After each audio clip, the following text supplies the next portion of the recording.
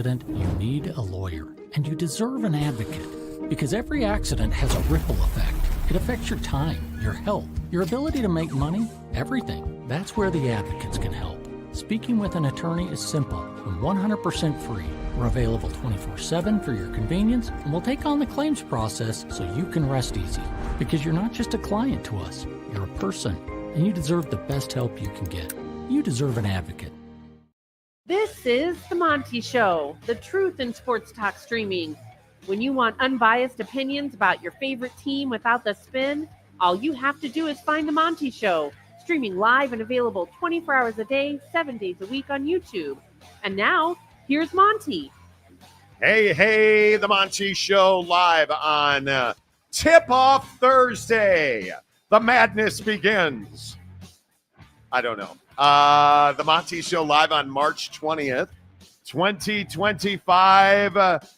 24 hours from now, I will be on an airplane jetting my way to the Valley of the Sun. Phoenix, Arizona. We are off tomorrow. We'll be back on Tuesday. Folks, we're just 1 week away here on the Monty Show from going to afternoons. Don't forget, March 31st, 3 to 7 Mountain, 2 to 6 Pacific, 5 to 9 Eastern. March 31st. As always, we are presented by The Advocates at theadvocates.com. The best injury attorneys in the business. You guys, what else happens April 1st? We start talking about feeding hungry kids. It is a big push to feed hungry kids for the spring and summer. It is something that we deal with every year in this country where kids get out of school.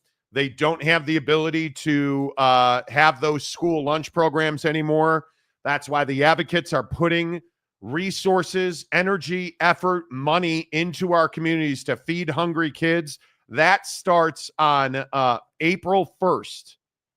April 1st. That's what I love about the advocates. Not only are they best injury attorneys in the business, chat with an injury attorney live online 24/7, 365, and it won't cost you a dime at theadvocates.com, but they're always working in our communities. No matter what it is, we did a blood drive. Jake passed out in a blood van several years ago. How is blood giving this time for you? Excellent. No passing out. You know, I had breakfast and that went well. Kind of a bummer you didn't pass out. I know. It wasn't as entertaining. Kind of anticlimactic. Yeah. You not rolling down the bus stairs. I was too busy talking about MMA and, you know, all kinds of wrestling stuff with the guy that was jabbing me. So, you know. The vampire? Yeah. But they work in our communities, whether it is Sub for Santa, giving Thanksgiving meals, now working to put our kids in a position to have regular food. Let that sink in. To let kids have regular availability to food all summer long. Let that sink in. That's what we're working on in April, thanks to our friends at theadvocates.com. Now, you know what today is? NCAA tip-off is today. You guys, I'm sorry to tell you that we never, ever get a pick wrong in the NCAA tournament. It's been decades and decades that I've been making. Yeah, it's been decades that I've been making NCAA tournament brackets, and I never get them right. I mean, I've never missed a pick. Right. You know, I look at my bracket today, and I just fully realize how dominant I am as a prognosticator. What is it like to have this level of responsibility, to get it right every time, and like it's easy to for never me. be wrong? And It's easy for so me. you don't feel any type of pressure or any type of I don't feel a certain types of way. No. Stay home. This is my Final Four right here. I know it's off the reservation. I essentially went with all number ones or twos. I know that's crazy. You know, I think the NCAA tournament is amazing. This is my Final Four. Who do you have in the Final Four? Drop them, because I'll tell you, the 8-9 matchups are where I'm terrified. Gonzaga, Georgia. I don't know what you say about Zona, Georgia. Gonzaga. I really want to pick Gonzaga here. I didn't. I picked Gonzaga. Gonzaga. I took Georgia over Gonzaga. I guess that's an upset. If you go to the East, Mississippi State and Baylor. Why should I believe in Baylor? 100%. Yeah. Everyone's trying to say that Baylor's going to have some big upset here. I don't know what people are watching that would allude to that. We'll find out. I took Mississippi State. UConn, Oklahoma. I took Oklahoma. I don't think this is the same UConn team that we've seen historically. I feel like Oklahoma's had some good tests in the South. I should have taken Creighton. I erred in my ways. To Louisville? I did take Creighton. Excuse me. I took Creighton upset Louisville. See? Perfect bracket here, bro. Telling you all the winners. I took it. You know, the other game that I think I'm really worried about in the South is Michigan, UC San Diego. And I know there's a lot of Michigan representation on this show. Yeah, that has upset written all over it. I took Michigan, but I'm telling you, UC San Diego terrifies me. That's a 30-win basketball team, and if they had beaten anybody of note, I would have taken UC San Diego. Right. But they have not, so I did not. But, you know, I look at the traditional upset spots. I don't have a lot of upsets in this bracket. I'll be honest with you. I don't see any 12s, 13s. I think Liberty's going to get blown up by Oregon because I think Oregon's probably better than anybody believes that they are. Right. Like Bryant's not beating Michigan State. Robert Morris isn't beating Alabama. Roll Tide. And as a quick side note, Jake rolled into the studio this morning and was like, screw Jalen Milroe. You know. Change positions. Well, we got to talk about that.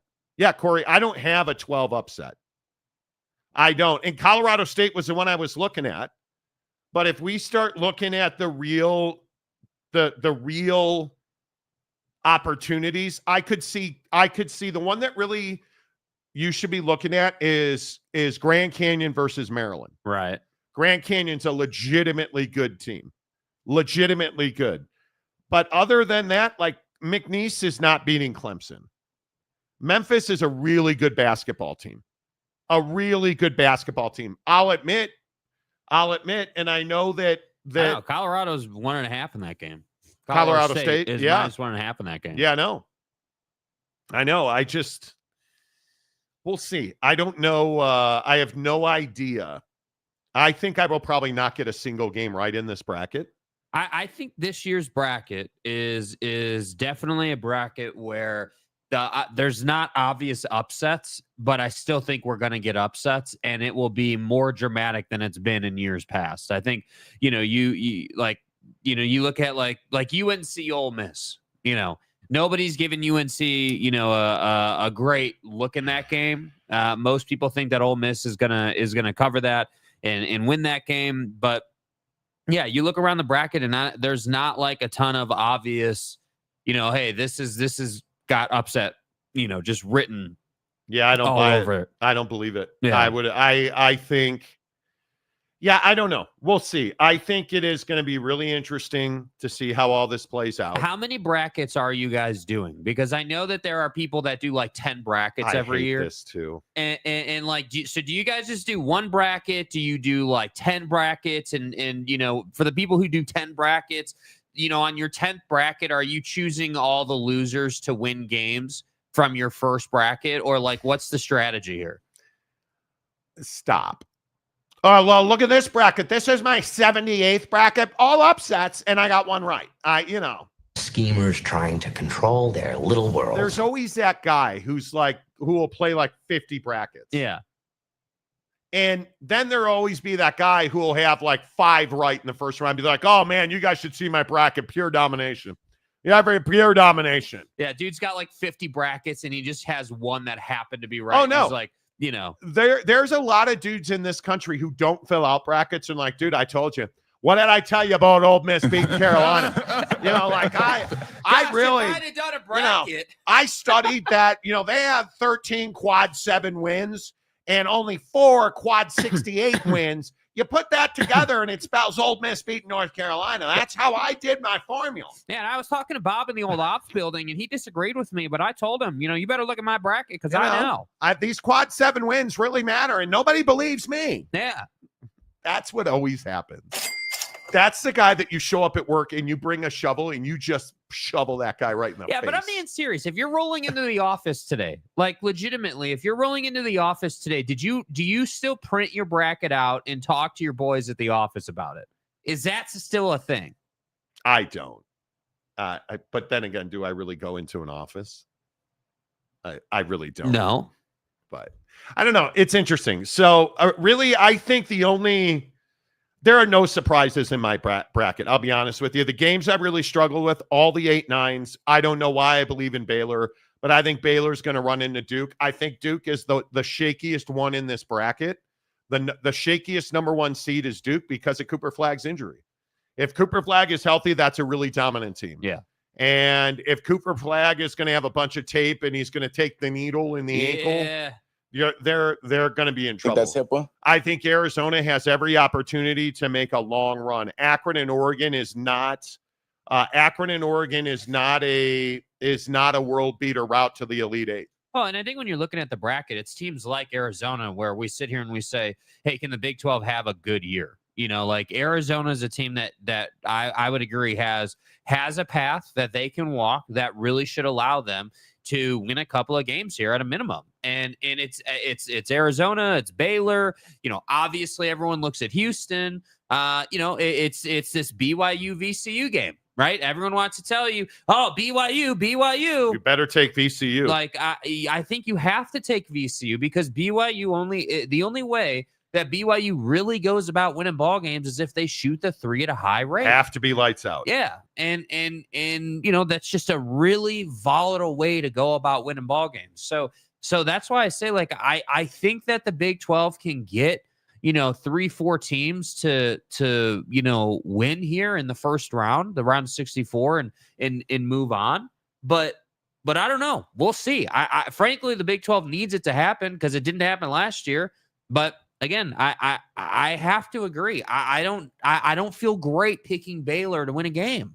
I don't love what Arizona has, but I think their path lends itself to winning 3 games. So it's like I think when you're watching the tournament today, you got to look at these games and say, man, like we know that Auburn and Florida and Alabama, like the SEC's got teams that will win 3-4 games here, but I don't know if that's the case with the Big 12. No, I don't either. I think so. Here's really how I look at it.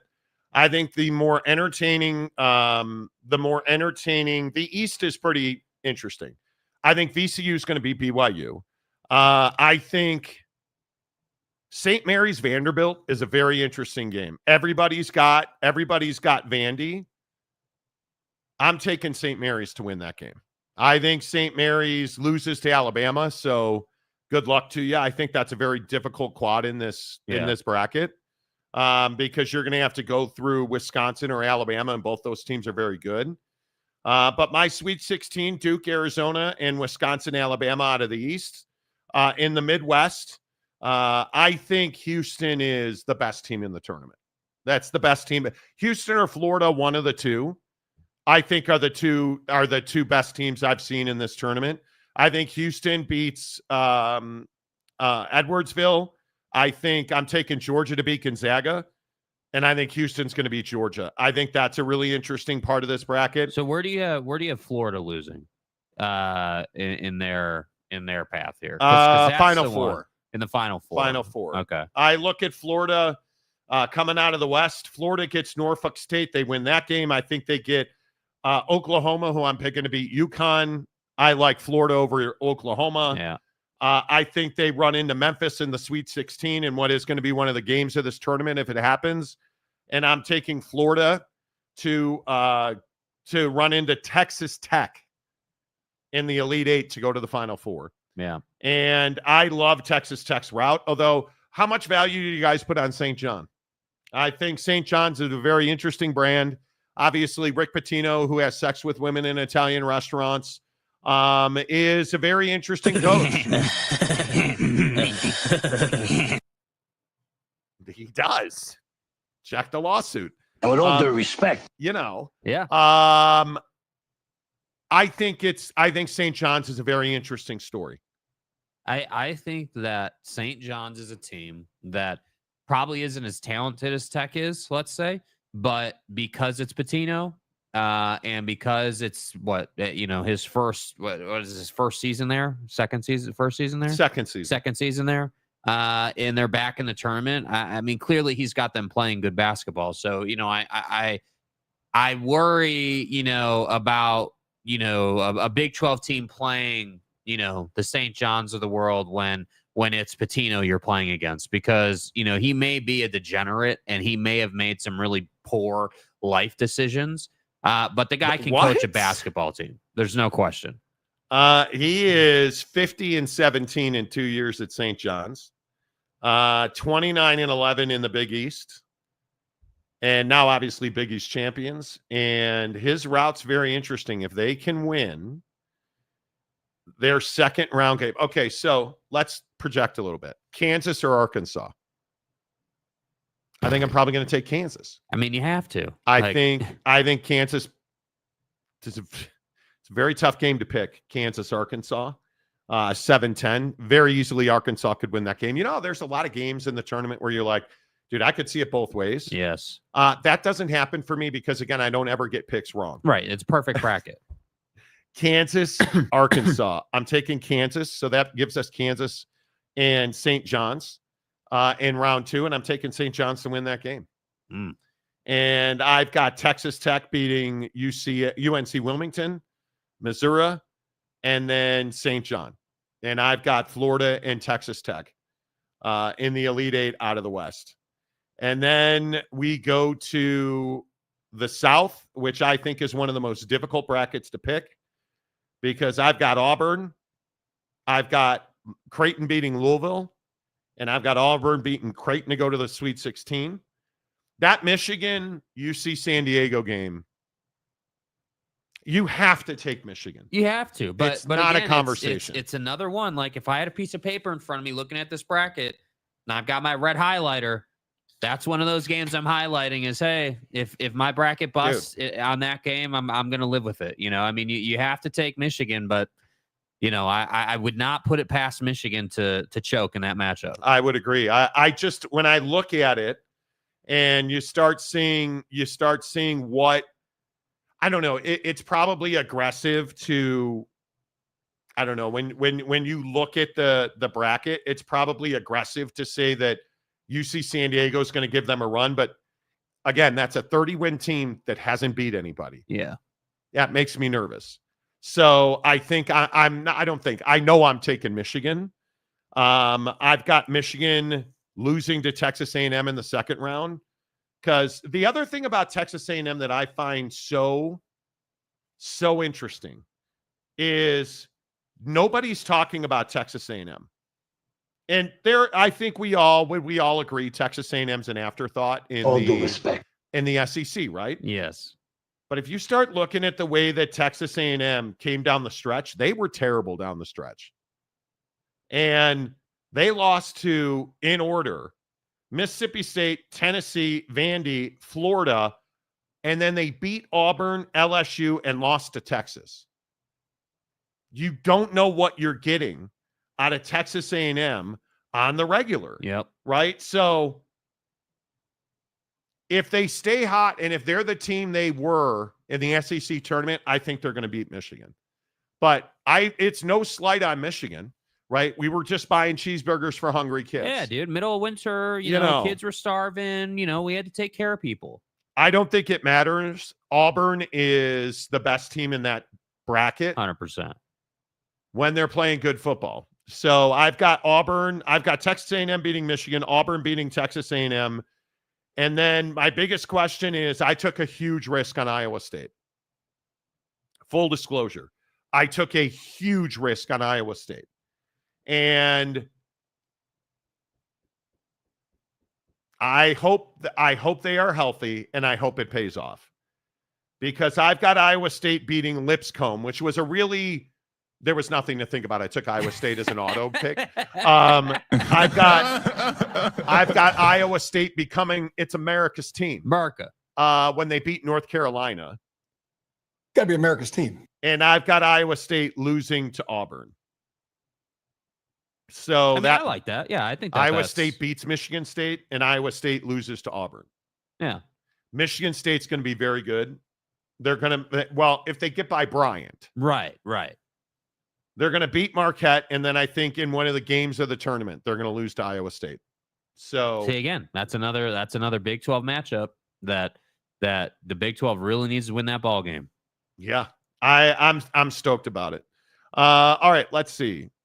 RX says, "How about them Longhorns?" Well, they're not in the tournament, but thanks for telling us you don't know college basketball. Good riddance, Texas. Yeah, they lost. Texas is out. Will the Lady Huskies beat Columbia tonight? You know what? I was looking at that game. Never, and I don't care. Okay, let's move on. No, I'm kidding.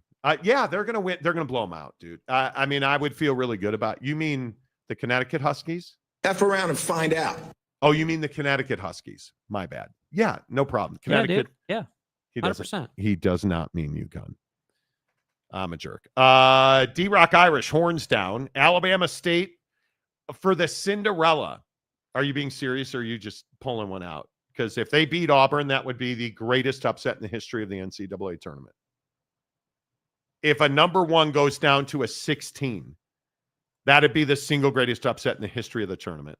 Steely, I fill the bracket out after the games and I look like Monty perfect bracket. See, that's a great strategy, dude. I think it's a phenomenal strategy. Yeah, I mean, honestly. You know. Like why are we not all doing that? The problem is a lot of people do that. Steven Smith, I filled out 5, but I filled out 2 on CBS and 3 on the NCAA March Madness bracket. Excellent strategy, sir. ESPN by far has the best bracket challenge, in my opinion. Yeah.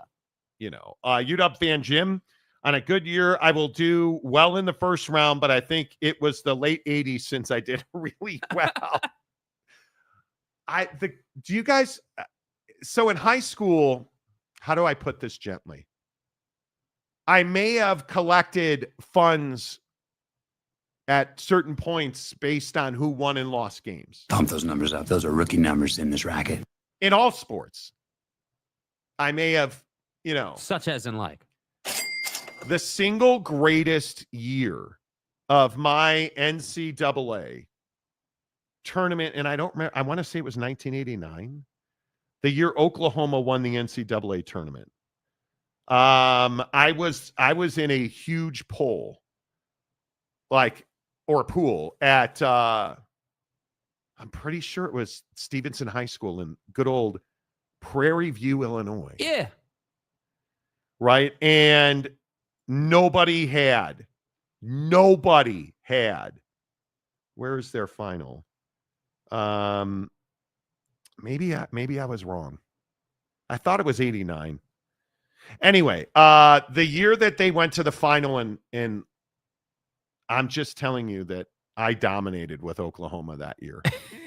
And it was amazeballs. So back in your day, you know, you were dominating people. Oh man. But yeah, it was fun. I just love it. I love everything about it. I took St. Mary's, probably not a bad pick. Patino and Carmela having relationships. Tony is going to be pissed. Yeah, dude. That's right, dude. If you guys don't know the Patino Italian restaurant story, Google search it. It will change your life. No. It will change your life. It really will. Pirate Mitch. Is this your first day here, Pirate Mitch? Upset of the day will be UNC Wilmington over Texas Tech. I bet it. Well, Okay. since you bet it, I mean, you know. Bet it, he says. Yeah. Have 2 brackets filled out, one with Houston winning and one with St. John's winning. This is what I'm talking about. This behavior right here, bro. Like, St. John's? Okay, here's the route. If good old Italian restaurant impregnator wins the NCAA tournament. Yeah.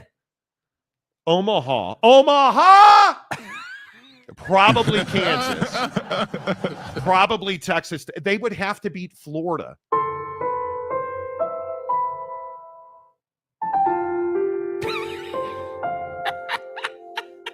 I don't see any way St. Can you walk me through how you got St. Johnny's winning the tournament? Seriously, let me ask you. How much weed did you smoke before you filled out St. John's winning the whole wake and bake behavior, dude. Wake and bake behavior. That would be an unbelievable run. Cocaine is a hell of a drug. Right? That would be an unbelievable run if they did. I think the West is an absolute meat grinder. I mean, are you picking? Did you do a bracket around St. John's because it's Patino and you just are so head over heels for Buddy? And you like Italian sausage, right? Yeah. You know. That's an interesting one, Chewy. I'm not saying you're wrong. I mean, you were wrong about the Dodgers. Cubs won both games in Japan. Idiot. We should probably move on. Steven Smith, what are your thoughts on Drake against listen, what Kendrick Lamar did to Drake should never happen to any other human in the world. What's wrong with you? I mean, look, and I appreciate that you're a Drake fan, and I'm fine with that. I don't judge you, at least not on the show. Like when the show's over, we're going to laugh at you. Right, of course. But, 21, can you do something for me? Drake probably is not beating Missouri. Drake. I, of course, took Missouri, who's going to lose to Texas Tech in the second round. But, stranger things could happen. What does Michigan basketball team have to do with the football team? Here we go. What do you mean? I never mentioned Michigan football. What are you talking about? Yeah, we were just talking about cheeseburgers for suffering kids in the middle of winter, dude. When kids are hungry, you got to buy them cheeseburgers. That's not... What does that have to do with Michigan? Yeah, right? I mean, you give them jobs as vacuum salesmen and you buy them cheeseburgers. That's just being a good human. Right. Yeah. Vacuums are my thing. Yeah, biologics and stuff. Right. UNC to win today. How many people are rooting against North Carolina? A lot. How many? I think a lot. Corey, a lot. Corey, I'm not a fan of UNC being in, but I'll take a good villain story for a few rounds. Yeah, you will. Exactly. Ricky Ravioli rolling through the tournament. Do you guys? Should I tell this? No, I'm not going to tell this.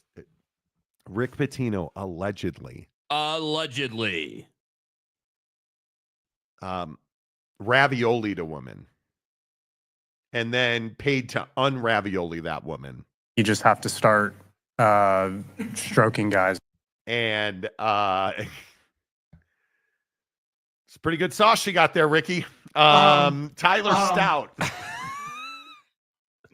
I'd enjoy it a little more if the Mountain West Conference could get a few wins, not holding my breath, though. Well, right. Would have been nice if Boise would have been in the tournament. But they're not because they got axed. Utah State's going to make a run. They're going to beat UCLA, and then it's going to be over. Wow. They're going to lose to Tennessee. Because I think Tennessee is the only 10 I see in that game. Yeah, that's a tough matchup. Tennessee's very good. I just don't think there's a lot of paths for Cinderellas this year, man. I think that I'm sitting here looking for one. Yeah, Clemson makes me a little nervous. Clemson, McNeese, Clemson, Purdue. Purdue can beat Clemson. I took Clemson. Yeah. But I think they're going to get ended by Houston. So, I mean, I guess we'll see. I just don't see Colorado State making some. I don't think Colorado State beats Memphis. I think Memphis is a legitimate number 5. As much as people want to, overlook Memphis basketball, you shouldn't. They're really good. Right. They're really well coached. They're really well. I think Memphis is going to. Yeah, they're prepared. They're prepared. The one upset I can see if you're a Mountain West fan is Grand Canyon, who clearly is not in the Mountain West yet. But Grand Canyon, Maryland, is one that I could see that being an upset. I could see that happening. That to me would not be surprising. Mike Smith, how's West Virginia? Never mind. What makes March Madness the best is the upsets. Happens every year, even if in small amounts. Yes, it does happen every year. Norwich Coug, I will root for North Carolina versus any SEC team. But will you root for VCU? That's the big question. Right. Am I the only one who thinks VCU's beating North Carolina? Because I think I am. I think I am. Yeah. I am probably the only one. Steven Smith, you guys need to get March Madness music on your sound effects board. Like One Shining Moment. I believe that's copyrighted. Yeah. Unfortunately. So, Dan from Queens. Hey, Dan. Hey, let's go to Dan from Queens on line 6. The deli on the corner, Dan? Hey, Jerky, what do you want? Yeah. Drake is in the tournament. Lamar isn't. That's a good point. That's a good point. And kick a person when he's down. Drake is in the tournament, winning. Drake is Drake. Has anybody ever been beaten so badly as Drake was beaten by Kendrick Lamar? I don't think so. Honest to goodness, they should investigate that as a crime scene. Yeah. I mean, it's domination, unbelievable. Patino wins. Google him. Yeah. Hey, I mean, you got to give him credit, right? I mean, he's a degenerate, but he is winning. Maryland might not be a typical Cinderella, but would it be their first? Well, if they had, if they had Cade Cunningham. Did you see Cade Cunningham last night? Good night. Stud. Wasikowski, don't hang on to the Lions. Hang on to Cade Cunningham. Because that dude, I'm just telling you, what were they calling him on I'm Sports trying Center? to remember. Motorcade. Motorcade. Nobody calls him Motorcade. Because, it's like the Motor City and it's Cade Cunningham. Nobody. So Motorcade. Corey Hamill, Deli Dan and Ricky Ravioli. Yeah, Deli Dan. Oh, okay. Jason Bin, New Mexico over Marquette is real, but then a close loss to Michigan State. Okay, you know what? Jason? Here's a question I have. Is Michigan State a national championship caliber basketball club? I struggle with that. I think a lot of people struggle with that. Yeah, I mean, I feel like the SEC teams have just a ton of athleticism and length, and that makes it difficult for teams like Michigan State when you talk about national championship. Yes, good. Stubby. Yeah. I think if I look at Marquette, again, generally, I don't get to watch a lot of Marquette, right? Right. So I go back and I look at their resume and I say to myself, okay, what is their big win of the year? Well, Stony Brook. George Mason. Oh, Maryland. Okay. They beat Purdue. Oh, and then they beat Georgia. Oh, wow. And then they lost to Iowa State, but then they turned right around and beat Wisconsin. They've got quality wins. Marquette is a solid ass basketball team. So I wish you well taking New Mexico over Marquette. But I think Marquette is good. Yeah. And, you look at their end of their season, they lost pretty much 2 out of 3 to St. John. Sandwiched between a win over Xavier. But how good is Xavier? Well, they're good enough to beat Texas, the best team anybody's ever seen. Right. Texas is back, by the way. So New Mexico's interesting. I don't know that I would take them to beat Marquette. Marquette's legitimately good. And this is the hard part, is that on paper, Marquette should win that game. But again, it's who's playing the best basketball, who shows up the day of, and who gets off to a fast start. Because I still maintain the teams that get off to a fast start to these games, they just have a much better shot at getting through. And it's the team that goes down 15-0 in the first 5 minutes of the game that's going to struggle. I think that's New Mexico can win that game. Don't get me wrong. I'm not telling you that they can't. I'm not telling you that it's impossible. I'm just telling you that Marquette is legit. Yeah. And if you can, if you can get through that game, I think Marquette's going to be a problem. And I think there'll be a problem so much so that they're going to lose in the second round to Michigan State. Because I'm taking Michigan State. My only question about Michigan State is Tamin Lipsey, is he healthy? Because if he's healthy, Iowa State's beating Michigan State. Right. I think that's the only question you got to ask, right?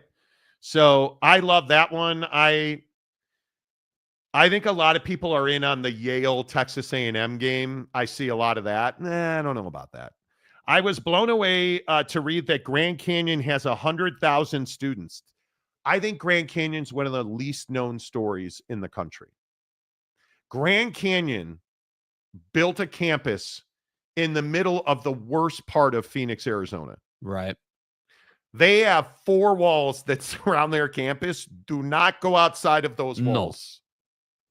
So much so that they have fast food restaurants, and their campus is not big.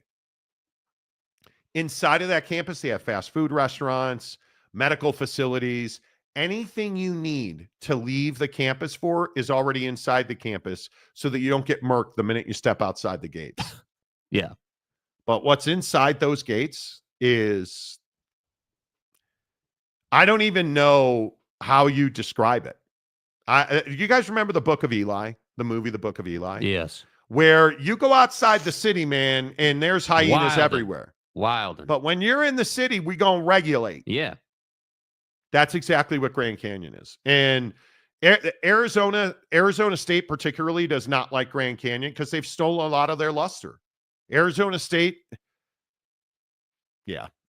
You're not wrong, Norge. Stephen Smith, I hope Iowa State makes the Sweet 16 or the Elite 8. Again, I don't know.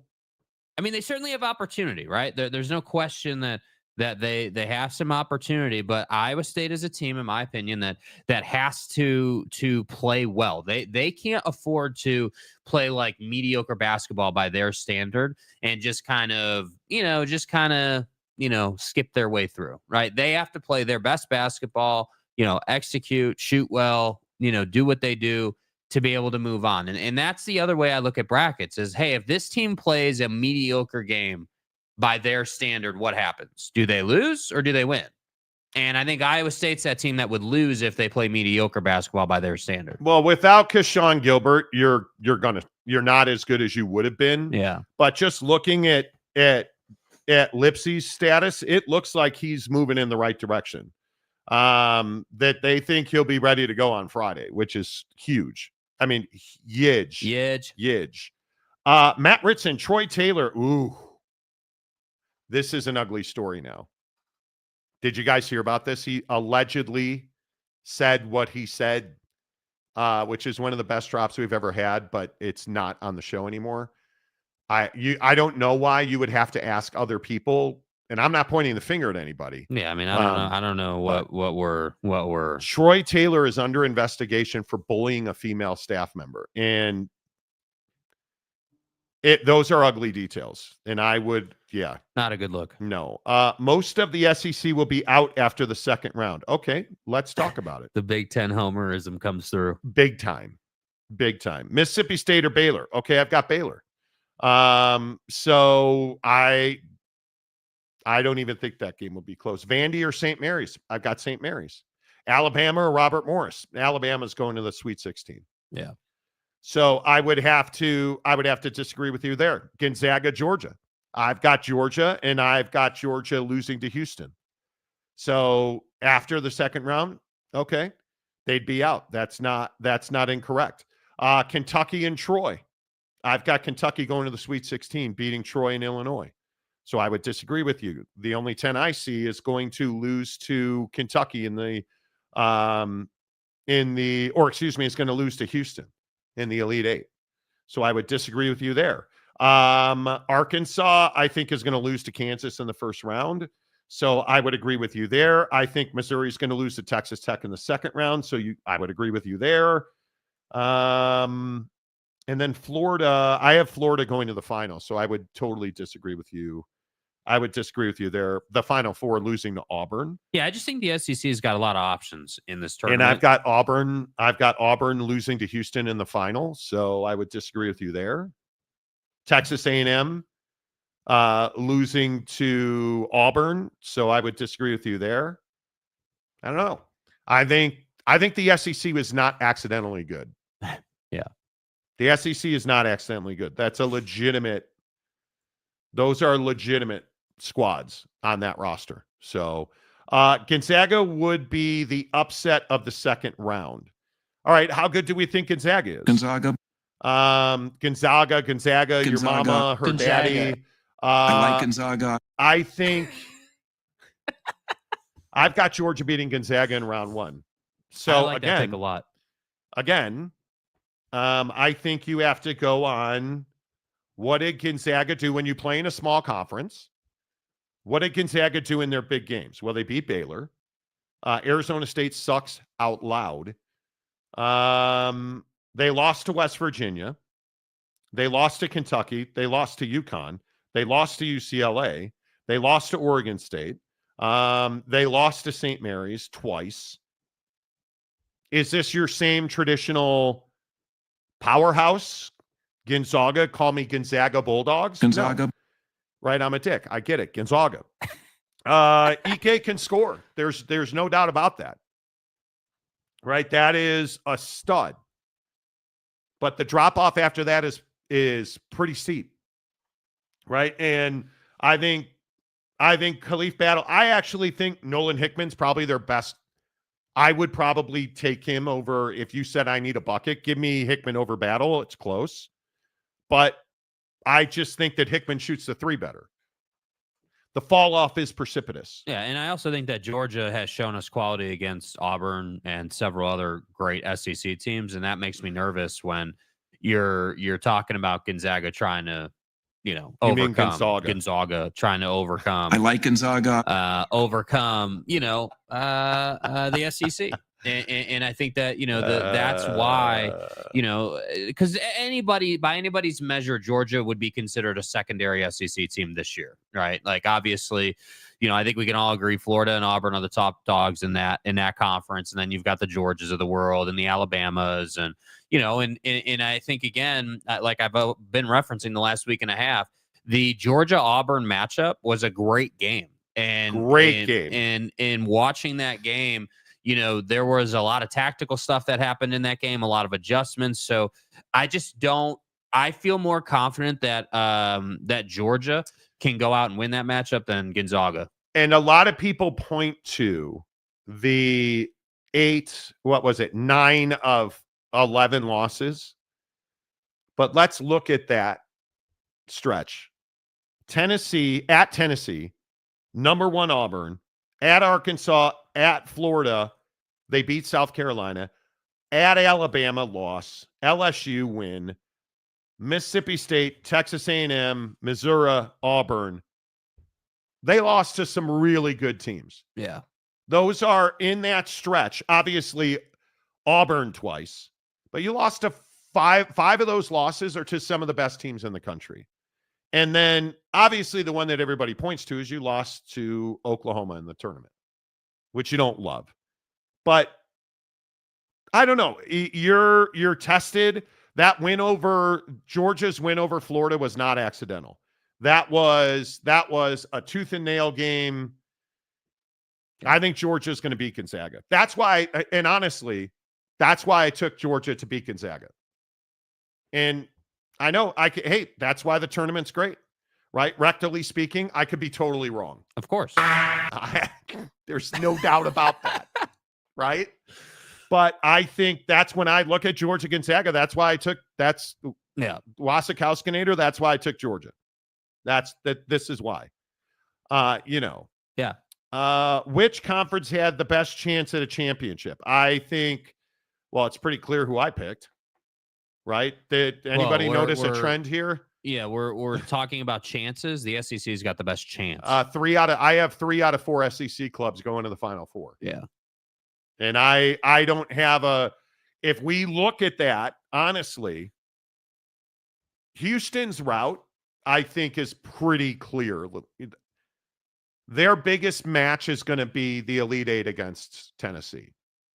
Because they've got Southern Illinois, Edwardsville, go Salukis, Georgia, Clemson. We built this program on Jesus Christ. Right. And then they run into Tennessee, and I've got in Houston. God's name, image, and likeness. And then they've got Alabama. Their road to a championship is incredibly difficult once they get to the Elite Eight. Yeah. I think once you run into Clemson, Tennessee, Alabama, and then probably Florida, good luck. Now, the good news is the first 3 rounds, you've got good matchups, and you can build some momentum. and that's the thing you got to be looking for in these matchups is which of the top dog teams, the number 1 seeds, is playing good basketball and is vibing. I think it would be okay, so if we go back, Auburn's the shakiest one, right? I think we can all agree. No doubt. Auburn's path is Alabama State in my bracket. Alabama State, Creighton, because I think Creighton's going to beat Louisville in another crazily difficult 8-9 game to pick. Auburn, Texas A&M. Well, I'm going to take Auburn. And if we look at Auburn's route this season, and again, I don't disagree that Auburn is somebody who didn't finish the season exceptionally well. Right. But that Auburn Texas A&M game is going to be a rematch. And they're going to want revenge, right? I think Auburn's going to win that bracket. I do. The game that worries me more is the Tennessee loss in the semifinals. I watched that entire game pretty much. I didn't think Tennessee was very good in that game. And Auburn still lost.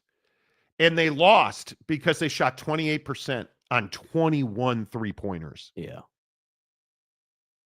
Who are you, BYU? That's what worries me. There's a lot of teams, when you shoot 6 of 21 from 3 and you lose to a team that shot 5 of 19. How many turnovers for Auburn in that game too? Only 6.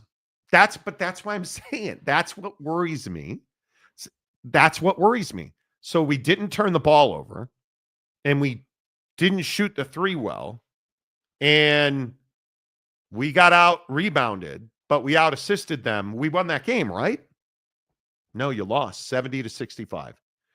That's the game that worries me. That's the one why I say Auburn's the shakiest one. Where could I see Auburn losing? I could see Auburn losing to Creighton, who's a Bulldog. Yeah. Like, they are tough to deal with. But I also could see them losing to Iowa State. I've got Iowa State coming out of the bottom of that bracket.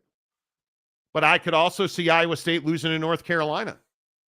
Does North Carolina play that kind of defense? Yes. Moving forward. I'm telling you, if North Carolina winds up in an Elite 8 matchup with Michigan State, there's a real good chance North Carolina goes to the Final Four, which would just piss off everybody.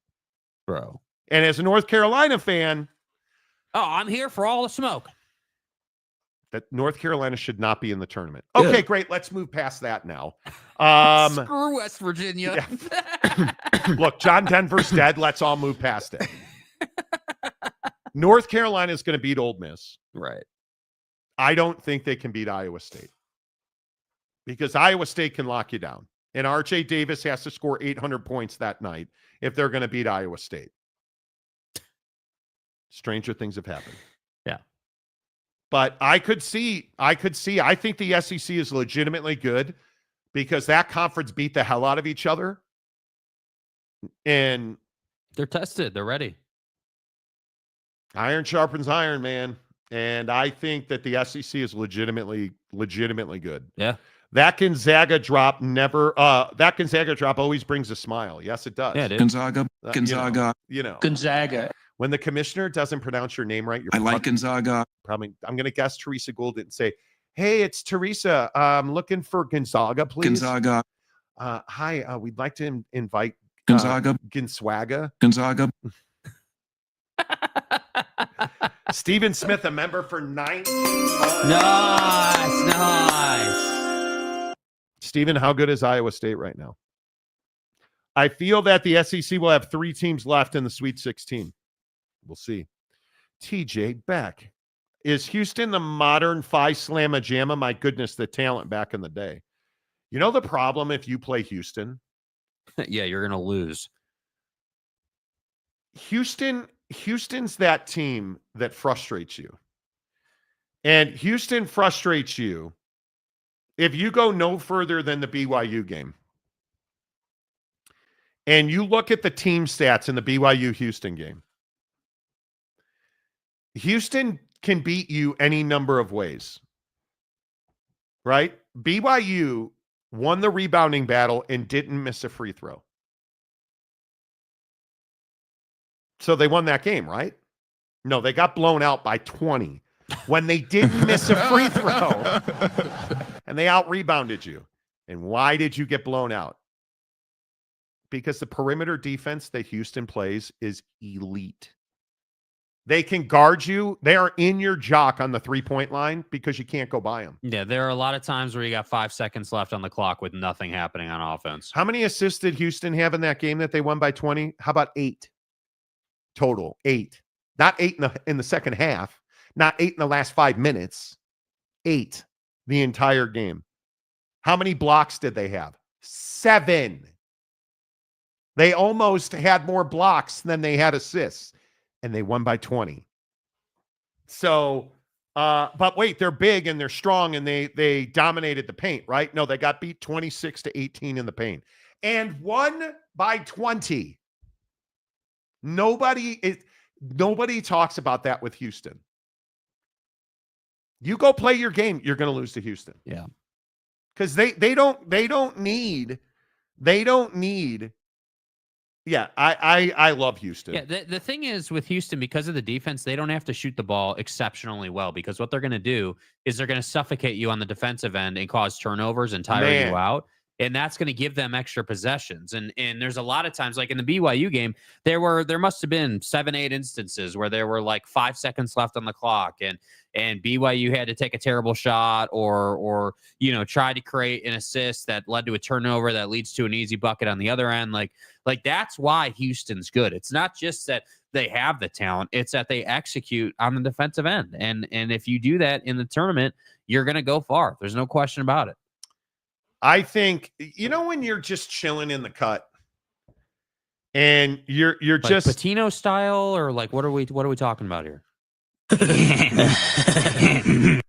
When you're out for a nice Italian dinner at a closed Italian restaurant with a married man, never mind. When you're just relaxing and you're just watching TV and maybe you're just out there and just somebody comes up and punches you in the arm and you're like, dude, that's what Houston does to you. Yeah. You're comfortable. You're trying to shoot threes, right? You've got headbands on because you're BYU. Right. Right. Houston doesn't care. God bless. They just knock you off your spot, Yep. right? And I think it's very interesting. I think it's very interesting how Houston wins games because they don't care. Yeah, Dan from Queens, they beat you up. Sal Capone, who's been a member for 6 months. Nice. Sal likes turtles. Wow, that's, scintillating take. Sal, how far does Arizona go? Does Arizona beat? I think Arizona beats Akron. I think they run into Oregon in the second round. I think they insert light rectally on Oregon and win.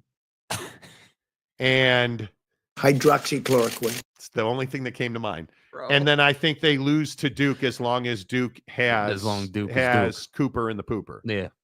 If Cooper's fine, Duke is going to the Elite Eight. But I think Arizona, if Cooper Flag is not healthy, Arizona can beat Duke. They're going to have to play their ass off, but don't you always? Yeah, of course. Right? So yeah, the Cooper Flag thing has massive implications in the tournament, man. If he's not 100%, if he's not feeling great and he's kind of limping around and it's not going great, like that changes the way the bracket looks immensely. I think that you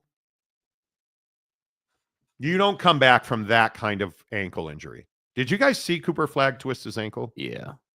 Gnar. That's one of those I landed on my toe and snapped my leg in half. That's that ankle sprain where you're that close from breaking your ankle. You don't just come back from that. Thing was goddamn. Yeah. That's one of those ones was sideways where you're like, whoa, don't need to see that again. Yeah, don't need to see that again, bro. Because ESPN has to play it 7,000 times. Yeah, right. Like that is no. I'm good. No. Yes. Yes, Houston beats you up. I think that's what you mean. Chewy Gonzalez says, hit the like button. Yeah, where are we at? We're at like, oh my God, we're almost at 600 views and we only have 31 likes.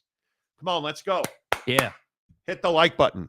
Appreciate you guys doing that here on the Monty Show. A couple more. The Missouri-Drake game is going to be a banger today. Drake, Mizzou, that arena in Wichita will be packed.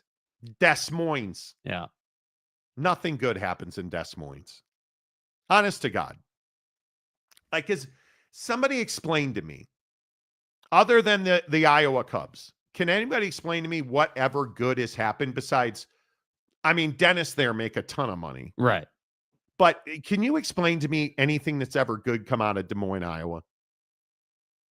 Or Dubuque, for that matter. Let's throw in Dubuque, too, because I got a ticket there once.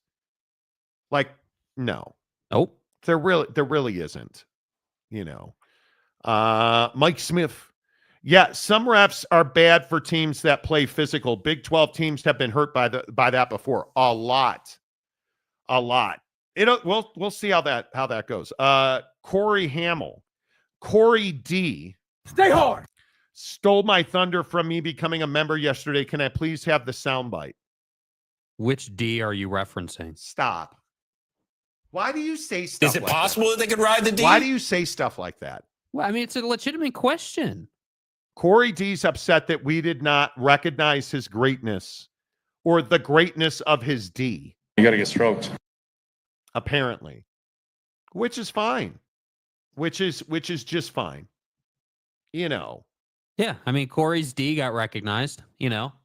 And now, what, Corey Hamill wants his D recognized. Stay hard. Well, we can't recognize all the D's. What are we doing? You know. Yeah, it's too many D's in the comments section. Arizona, Sal Capone, Arizona goes to the Sweet 16 versus Duke. If we play defense like we do versus Houston, it will be a fight, but wouldn't bet on us versus Duke. But if we get past Duke, look out. Yeah. Okay. I'm not really sure what you said there. Sal Capone likes Mitch McConnell. Is Mitch McConnell dead? Yeah, how's that Tesla thing working out? No. Jimmy Otson. Duke is going to the Elite Eight. Flag or no flag. Yeah, Duke is capture Duke. the flag and stuff. Duke is Duke. Duke is Duke. You know. Big Papa, War Machine. Texas lost. Yeah. Somebody else was like, how about Texas? Texas isn't in the tournament. No. Texas lost. Yeah. The world is healing. Yeah. What is it about Texas that you guys hate so much? Yeah, why do you hate Texas, bro? What's the problem? I wish that I had grown up in Lubbock or, well, not Waco, because David Koresh and all David that. Koresh. Fort Worth, Tarrant County, Yeston, Yidge. Harris County. So that I could hate Texas the way you guys hate Texas. And then we could have steaks every week and, you know, do that kind of thing, you know. You know. You remember when we had dinner with Mo in Vegas? Yes. Mo used to be a daily listener on the show, and then Tanner Plummer ran him off. But we met Mo in Vegas, played terrible golf at the Wynn, and then met at Mastro's, and Mo must have had the biggest piece of steak I've ever had. Tomahawk. Ever seen. Unbelievable. Does anyone like turtles? I heard Sal Capone does. You know. I heard Sal does, but I don't think anyone else does. You know, Ninja Turtles. Well, look at that. The stadium guy, James, who's been a member for 21 months. Okay. 21 from the ops building, James? 21. Can you do something for me? Yeah. 21. Can you do something for me? It's some. Can you do some for me? Can you do something for me? It's not, can you do something for me? Hey, man, I was just curious. Can you do something for me? Can you do something for me? Hey, Monty, can you do something for me and build me a new IPF, Monty? Come on. Hey, Monty, can you do something for me? Can you do something for me?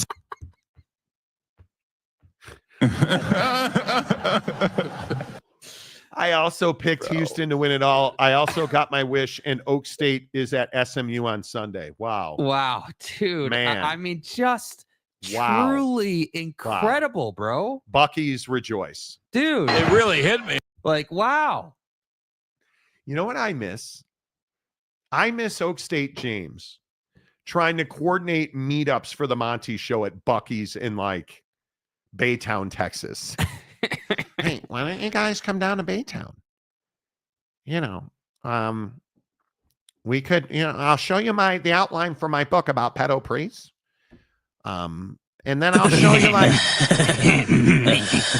Baytown State University is building this unbelievable administration building. That's right, T. I got to tell you about the ventilation they're using. Those ducts. Let me show you these ducts in this building. There's a lot of flow. Hey, why don't you guys go meet Oak State James in Baytown? Because he wants us to look at air ventilation that they're putting into administration buildings. Can you do something for me? At the Ag building at Baytown State University, which I don't think is a real university. But James, always good to see you, my friend. Sergeant Green, VCU is a dark horse and going to the Final Four. Dude, again, what you and Aaron, smoking ayahuasca or drinking it or whatever the hell you do. VCU's a nice story. They're going to beat BYU. And then much like Beatles in the middle of summer, you're going to put them under your heel and squash them. All due respect. Because VCU's not beating Wisco. Yeah. And Wisco ain't losing to Montana. VCU's a nice story. Let's not get carried away. Right. Dan from Queens. Next on the fan. Yeah. Is Grant Nelson from Alabama hurt? If so, Duke will beat them. Hey, Duke is Duke and Grant stuff. Nelson. Yeah. I haven't looked at Grant Nelson. Let me see. Let's get an update. Mr. Nelson. For Dan from Queens, you prick. Yeah.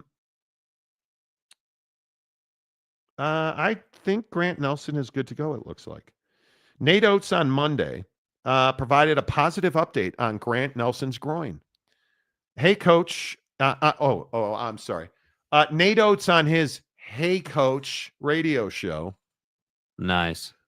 I mean, good for you, USA Today. On the Crimson Tide Sports Network. The 6-year Crimson Tide coach said that Nelson is questionable for the first-round game against Robert Morris. Alabama, quote-unquote, dodged one. Nelson missed the entire second half of Alabama's loss to Florida due to an apparent left leg injury. But he should be back, so I think he's good. Yeah. Duke is Duke. Stephen Smith. I have Duke until the Sweet 16 and getting beat by Arizona. Arizona's going to the Elite Eight. Okay. Sal Capone. Ride your turtle, bro. Yeah. Turtle shells and stuff. James Luggins-Land. Who the fuck is that guy? Land. James lugs his land. Yeah. Okay. Lugins Laud. Okay. Fuck are you? Oh, now we're referring to ourselves in the first person? Yeah. No, we're not. That awkward guy. Jakey Tools being sus as usual. Yeah, that's me. James Lugginsland came in here and the first thing he did was refer to himself in the third person. Can't do it. Jakey Two Shakes was hoping it was the D in golfer's pants. Well, I have to I get it. I have to make a confession. I get that. I don't regret those decisions. Sunday, we're watching the Players Championship. Jake's at his house doing whatever sus bros do at their Why crib. don't you fuck off? Exactly. And we're texting each other about the players. And so Lucas Glover's on the course. Apparently, Lucas Glover is a man with an endowment the size of Stanford's endowment. Yeah. Macaque. Because my guy over here starts sending me pictures of Lucas Glover's package. Yeah, we're package watching. The car. And I got to tell you, Stay hard. there was some endowment there. Yeah, it was hanging down and, a little to the left and stuff and such as and like. And I mean, he's going to give, He's going to get Bryson a run for his money. Yeah. And how? His cock. You know. The fact that the fan says, "Oh my," is still incredible, bro. Okay, go to the bathroom. Jake is texting me right now saying, "Gotta hit the head." Bro. So go to the bathroom. Nobody will miss you. It's okay. You gotta, Jakey, you gotta go tinkle. You gotta go tinkle. It's not nice, dude. What's the matter? It's not nice. Pull it out. It's fine. I'm not pulling it out live on the show, dude. Roche, when you say Wisconsin, you said it all. Wisconsin. Wisconsin's going to be a problem. I've heard from sources that Corey's D is pretty subpar. Okay, well, we're not getting into that. Go play intramurals, brother. Did your mom tell you that? Anyway, see what the source. See, that was a mom joke, and the source was your mom, and and such as in like. What's great about college basketball is anyone can win, from Wichita State to powers like Houston or Duke. All have a shot. It's neat to see kids punch above their belt. I totally agree with that. Yeah. It's what we all love about the NCAA tournament, right? Like, it is, to me, it's one of those things where I don't know how you, and this is, again, just my opinion. I don't know how you don't love the NCAA tournament and the Cinderella story. That's the best part of it. And this year, there's not an obvious one, yet there still will be one. Mac, who I think it says Mac FTI. Okay. How do you guys like Oklahoma's? Well, you got Oklahomies chances of beating UConn. I like Oklahoma beating UConn a lot, actually. I think that side of the bracket's very interesting. Yeah, didn't you take Oklahoma? Do I remember that right? I believe I did. Hold on. I have Oklahoma. I took Oklahoma, and then Oklahoma's going to lose to Florida. Yeah. I just don't think UConn. Listen, again, if you're just tuning into the show, we're talking madness. It is March. Yeah, bracketology and stuff. Here on the Monty Show, we're apparently. Are you going to the bathroom or not? No, I'm fine. Okay, good.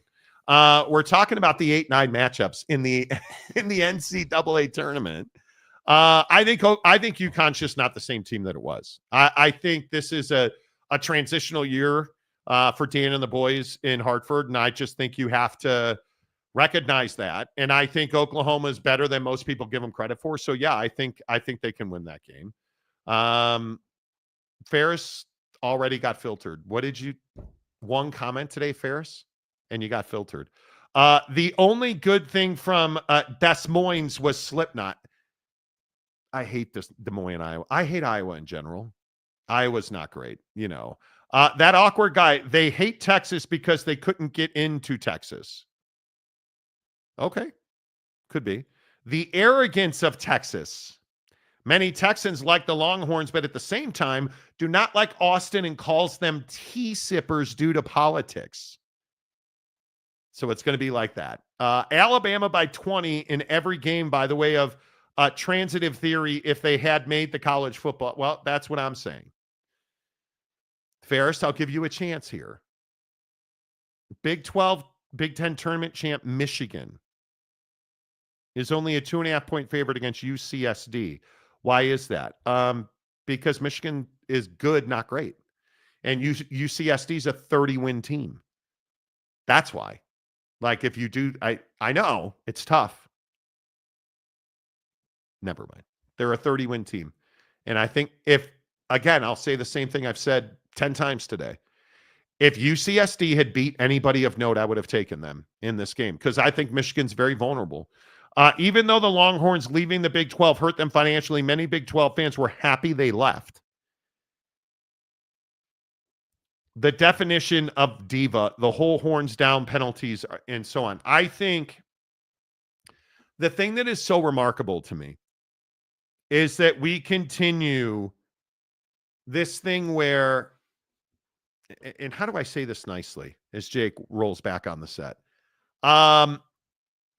Anybody who's happy, any Big 12 fan that's happy that Texas and Oklahoma aren't in this league, you should just move to Stillwater. That's it. where you don't want to play the best teams. If Texas and Oklahoma were in the Big 12, they'd be a better league. You'd be making more money and you'd be more valuable. But they're not, so you're not, so you're not. Right. Like, it's crazy to me that people still go with that. That's wild. Chewy Gonzalez for $2. VCU giving BYU the dirty glizzy. I think there's a real chance of that. Mike Chase, BYU is going to make VCU eat from the rollers after they lose. I'm a BYU homer, though, and I'm glad you recognize that. Jake trying to say he swings both ways. Yeah, I don't think that's what he said. No, that's not what I said, dude. No, he's not a Michigan and a Michigan State fan. Yeah. And stuff. Jake says that the package was so big it went across state lines. Yeah, it's an intercommerce issue, Rock and rant. College basketball tournament is relative democracy. College football playoff is an oligarchy. Yes, it is. No question about it. I've been wondering where our Froggy boss has been. Mo Betta for sure. Yeah, I miss Boss Frog. Yeah. I don't know. Mo is. I don't know if he'll ever make a return or not, bro. We'll see. Rock and rant. Somebody is going to lose money by getting confused in their bets on all these various San Diego teams. It's not San Diego State. Just so you know. Well, Monty, UC San Diego is not San Diego State? The same thing. That made the tournament, and they sound like the same school. They do. Oak State James, I miss Texas. I've made friends with some Texas fans at church, and these Texas fans are really nice people. So now you're a Texas fan. Okay. Which is fine. I mean, I mean, that's. You do you. Okay, so again, if you want to drop your Final Four, please do it. NCAA tip-off day. One of the best days in sports. It is. Here's where I'm at, right here. This is my Final Four. Yeah. And you can see a trend there. I mean, I really I like the pick for Houston. Do you, though? Do you? Yeah, you do. I do. Okay. Jake likes the pick for Houston, for sure. I like the pick for Houston. Alabama's the only one in there that is not definitive. I think Auburn, Florida, and Houston are all going to be there, and I think Alabama's the only one that potentially could drop the ball. Maybe we should do a show where we only talk about ourselves in the third person. Yeah, I'm just trying to channel the energy from the comments section. Whatever dude's name was referencing himself in the third person. Okay. It's something we could do. If you guys are into it, we could do it. Oh my God, Teddy Wayman is here. Whoa. Okay. Hello, everyone.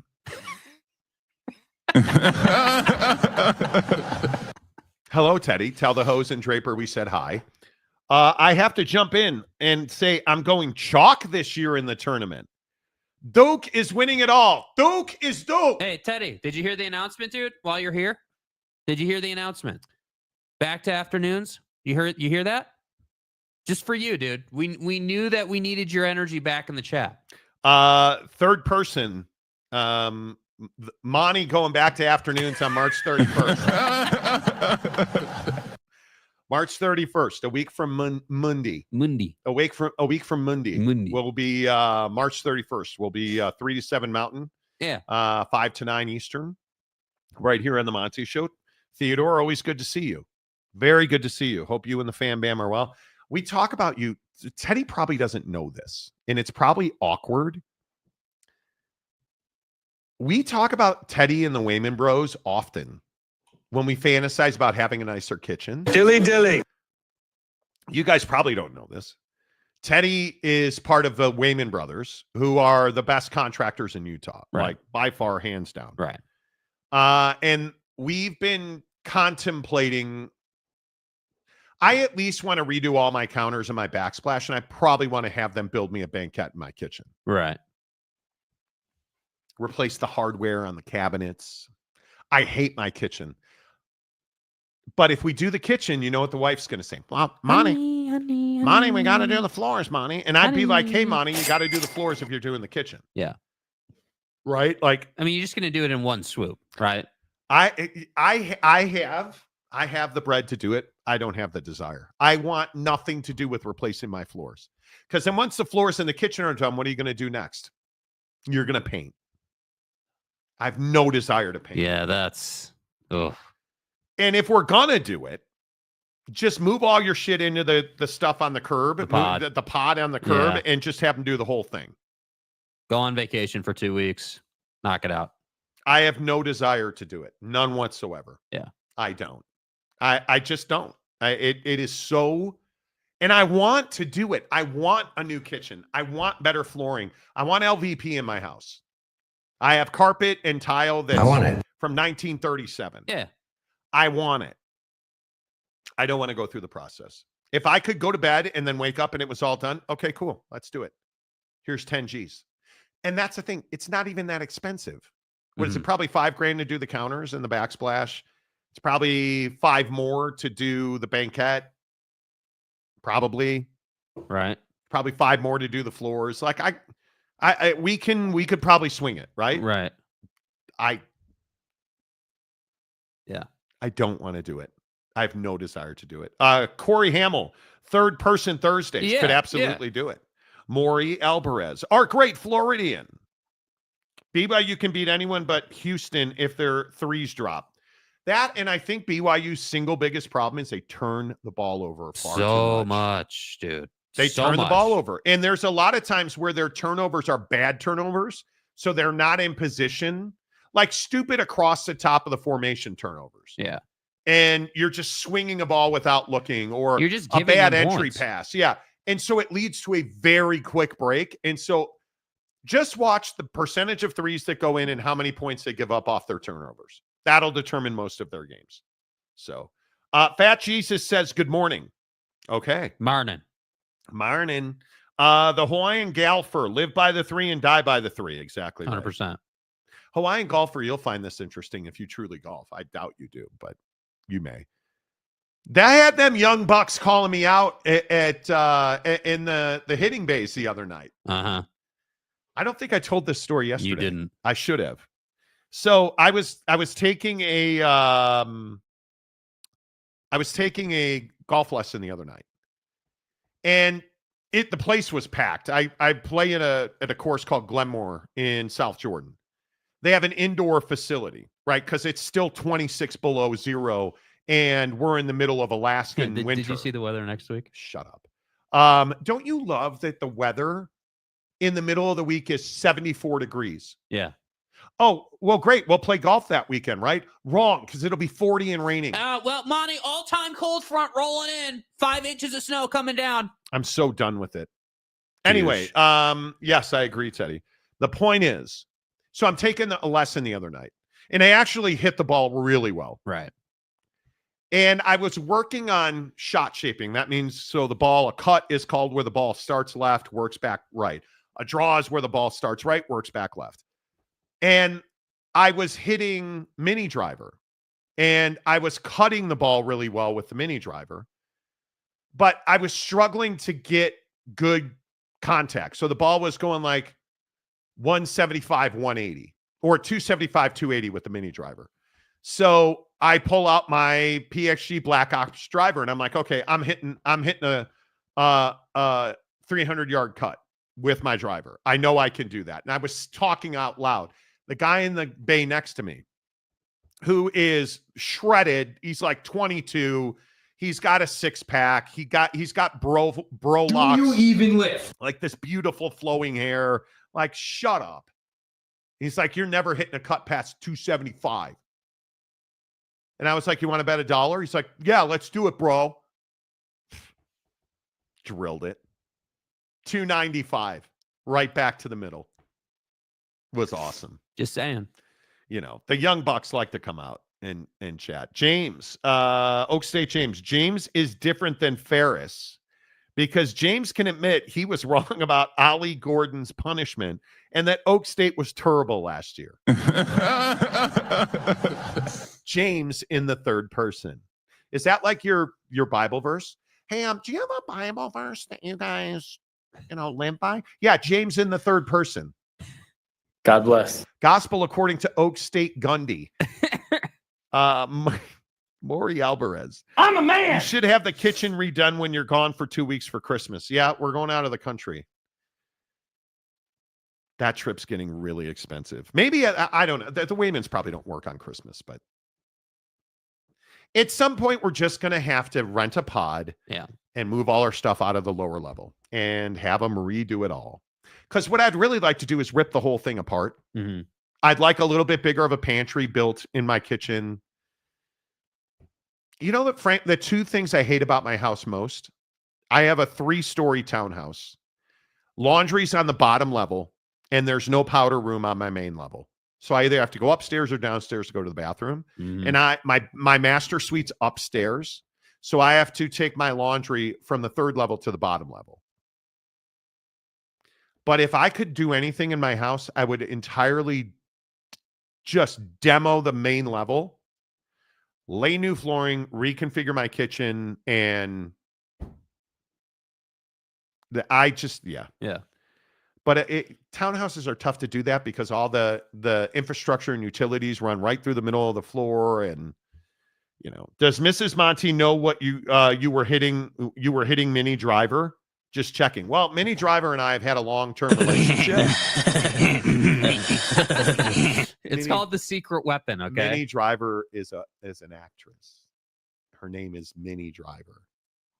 The Secret Weapon from PXG is a Mini Driver. Loner Phone is here today. Good to see you, Loner Phone. Yeah, wait till orange turd is gone, then spend money. Okay.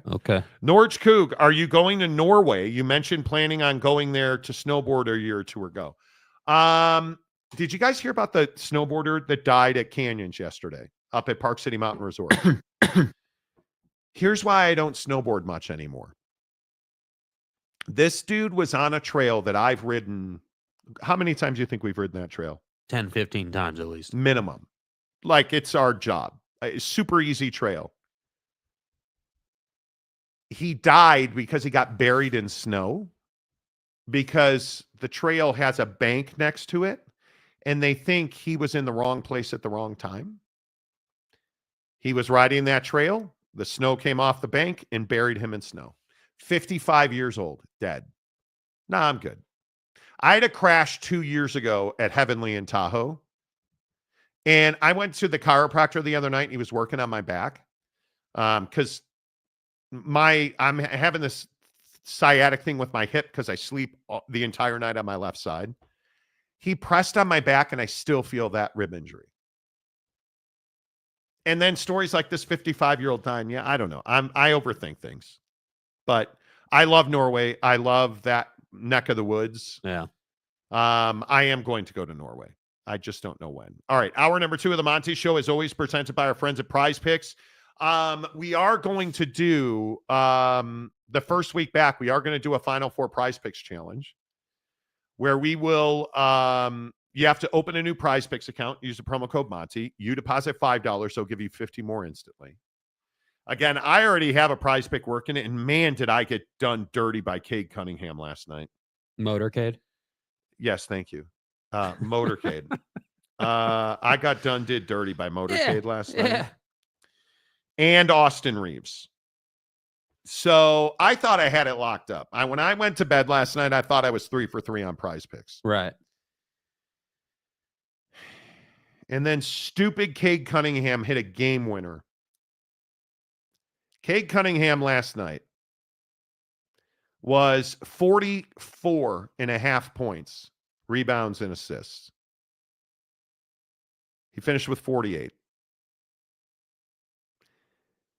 Austin Reeves was 36.5 points, rebounds, and assists. He finished with 36.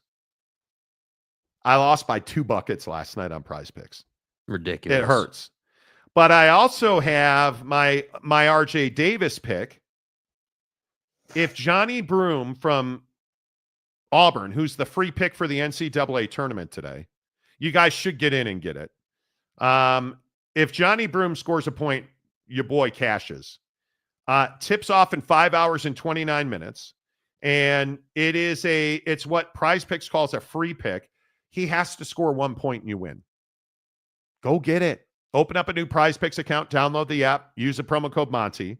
And then for the Final Four, we're going to give away, did we decide what the amount was? We were vacillating back and forth. I don't think we came down to a final number. Yeah, Monty was vacillating back and forth between 250 and 500. on Third Person Thursday. Right. So Monty was vacillating back and forth. He never came to a final answer. Right. That's right, T. Now Kanye is calling out Jay-Z.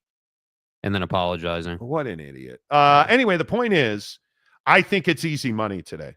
I truly think that if you look at the picks today in the NCAA tournament, it is like Terrence Edwards from Louisville is 26.5 points, rebounds, and assists. You guys, that's taking candy from a baby. It's taking candy from a baby, man. Mm-hmm. You got to do it. You got to do it. That's about as gimme gets with him. And I'm just telling you. So you take Terrence Edwards more than 26.5 points, rebounds, and assists. You go Johnny Broom for more than half a point. And then I think either way, I mean, if you start looking at some of the point, rebound, and assist numbers in the tournament today, I just think you're stealing money. Right. Dylan Cardwell from Auburn, 13 points, rebounds, and assists. Dude, that's a gimme. That is, if there was ever a layup, that's a layup. Richie Saunders is only 22.5 points, rebounds, and assists for BYU. Demon's 17.5, and he's hit that 3 of his last 5. And they're playing VCU today. I'm probably going more on that. That's my 3 right there. Oh, I love that one. Terrence Edwards for more than 26.5. Johnny Broom for more than a point. Igor Demon for more than 17.5 cash, baby. Done, bro. Boom. Out of here. Boom. Open a new Prize Picks account. Use the promo code Monty. You deposit $5, they'll give you 50 more instantly. Hook it up at Prize Picks, your daily fantasy leaders. Mike Smith. Kanye needs to check himself into a mental health facility and get the treatment he needs. I'm so worried that he's going to be the guy that you're just going to get that news notification on your phone. Yep. And it's going to end the wrong way. Yeah. Mac. Y'all like OKC winning the chip? I don't. Boy, this feels dirty. What? You know who I think that. But it's fine. Oh. Mike Smith had a good friend from high school. Such a nice, laid-back guy. Went skiing and died after hitting a tree head on. Yeah, I'm good, man. This is why we hit a little white ball. That's why I hit a little white ball. That's exactly right. Lots of avalanches here in Norway. I love Norway. If I could live in a different part of the world, that might be it. That or London. If I could afford to live in London, you'd never hear from me. You don't like cold environments. Yeah, but they also have great golf in that neck of the woods. It's not that I don't like cold environment. I need the cold to end. It's March 20th and everybody else is in the 70s and I'm in the 30s. Like, what did I do to piss off Mother Nature this year? Can I just get a 5:00 tea time on a Tuesday night? Is that asking too much? Next week, I'm telling you, I'm playing some twilight golf because the weekends are going to be terrible and the weekdays here are going to be 60s and 70s and sunny. Rain on the weekends. Mm-hmm. Why? Jerk. Wasikowski, Cade Cunningham, and Jalen Duren, future stars. I'm telling you, Cade Cunningham, and we've talked about this on the show. Yeah. You guys don't know this. Those are Detroit Pistons. That's a basketball team in the NBA. Nobody watches the NBA. I love Cade Cunningham. Tanner Plummer. I would take the under on Igor. VCU has an aggressive defense. Igor has struggled against aggressive defenses, but VCU that's interesting. Still think BYU will win, but Igor will probably struggle. I don't see how BYU wins that game. Could be wrong. Sergeant Green, DC area isn't much different. 72 today, 45 and rain on Saturday. It makes me crazy. Drives me nuts. Makes me crazy. I'm going to Arizona this weekend. We'll be back. We're off after today. Our next show will be Tuesday. Flying at 5:00 tomorrow morning. Playing golf tomorrow at 11. Cubs baseball on Saturday. Golf on Saturday night. Cubs baseball on Sunday. 5 a.m. flight on Monday. Jerks. Just needs to warm up. Yeah. That's all I'm asking. I would rather have the tropical environment over cold environment, but I would love it to visit Norway. Norway is great. I don't hate snow. When I lived in Arizona, I missed the change of season. I feel like with climate change and all of that that's happening around that, our extremes are getting far more extreme. Yeah, 92 for a high on Monday in Phoenix. Just saying. Our extremes are getting far more extreme. We left Arizona because you're going to be 9.5 months of the year, you're going to be in the 90s and hundreds. It's oppressive. You're in air conditioning. You're spending $1,000 a month on electricity. Yeah. It's wild, man. Yep. Offer stands brisket if you come to Florida. I can't get my wife to go to Florida. She will not set foot in the state. I will. I am more than happy to vacation in Florida. Right, go visit, enjoy it, golf, whole deal. But dude, that humidity is next level, man. Like it is a lot. Okay. I don't know that I could live there full time. I don't think I could live there full time either. But what I do know is, if you want to drop me in Jupiter, Florida, I'm probably not going to say no. Now, you're probably going to have to leave Jupe several times a year because of the hurricanes, which sucks. But I would love to live in a climate where I could play golf 4 or 5 times a week. I would love it. That would be amazing. Mike Smith, tropical environment, not dry, arid environment where grass will not grow. Dude, Florida, Yeah. I don't mind humidity. It's what I love about LA, but look at the weather in LA now. It is so dry, and the extremes are so extreme. Everything winds up burning down. Look at the wildfires in Oklahoma and Texas now. Like, it's just crazy. You know, it is what it is. Sal Capone. It's true. Arizona is going to burn. I hate it here now and tired of the heat. It gets 115, 120 hottest days. Help us, dude. That's why I left Arizona. Yeah. I didn't hate. I had a beautiful home. We made a killing on it. And the real problem in Arizona, they don't have enough water to support the population. You've so overbuilt that you don't have. If you look at southwestern Arizona, dude, you don't have enough water. You look at the border communities in Arizona, they don't have enough water. It's wild to me.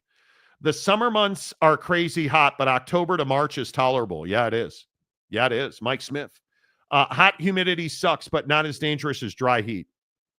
And I love that everybody says it. Well, it's a dry heat. That's cool. It's still 110 degrees. Yeah. It's still 110 out. Nacho Libre, Kansas weather, 84 inches Tuesday and blizzard warning and snow on Wednesday. Look at the weather you guys have had through the plains in Midwest. Mm-hmm. It's crazy. Crazy. Damian Fowler. Hello, Damian. Morning, boys. Best day of sports here. Woke up yesterday to thunderstorms, went to bed in a blizzard, Iowa weather. Yep. Wild.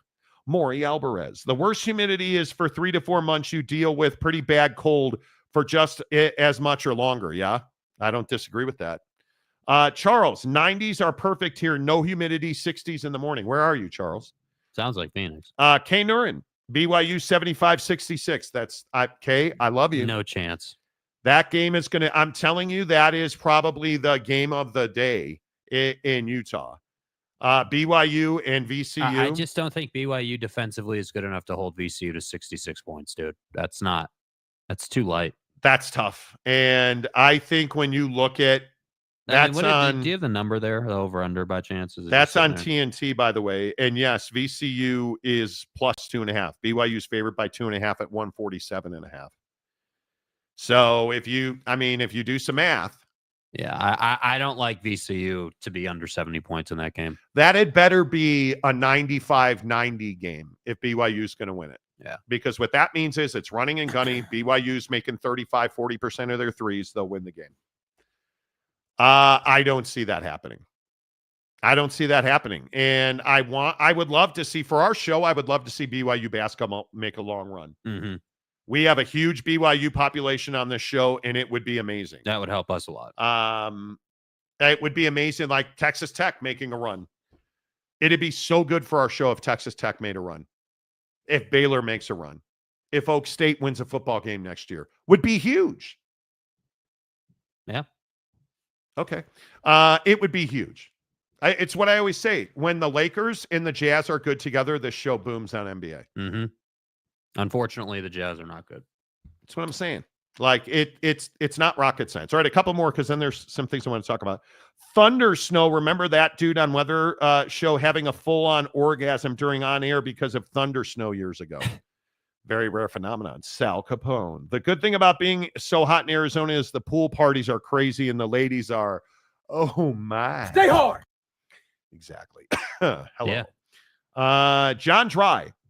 Hey, y'all. Hey, y'all. Hey, y'all. Hey, y'all. Hey, y'all. I hope Texas Tech beats Wilmington by a lot. Texas Tech's going to win that game. I think Texas Tech makes a run. I do. G. Platerio. Okay. What's going on, G? I live in northern Arizona. It's great weather year round. Yeah. It is. It is. I don't disagree with you. Yeah, living up in the flag. The flag. Yeah. Oh.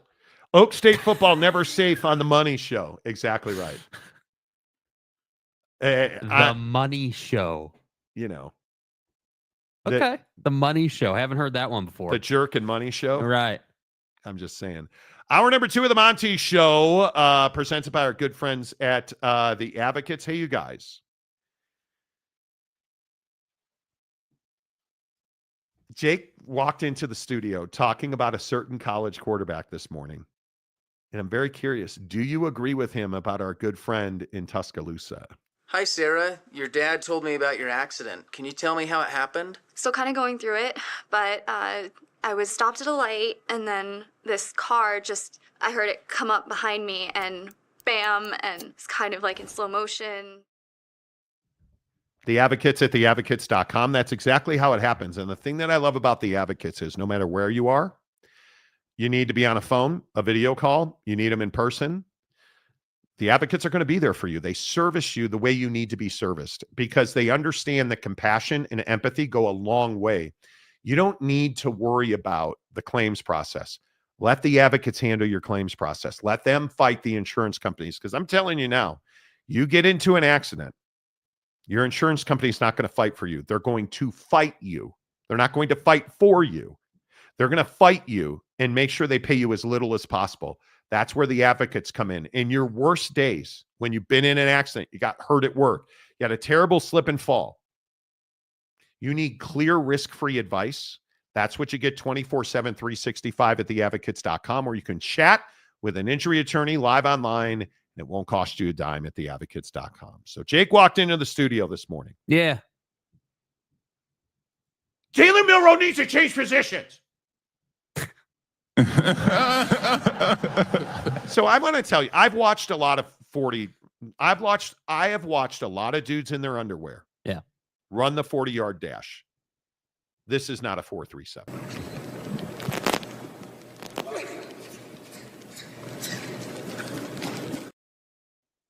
So look where his starting line is.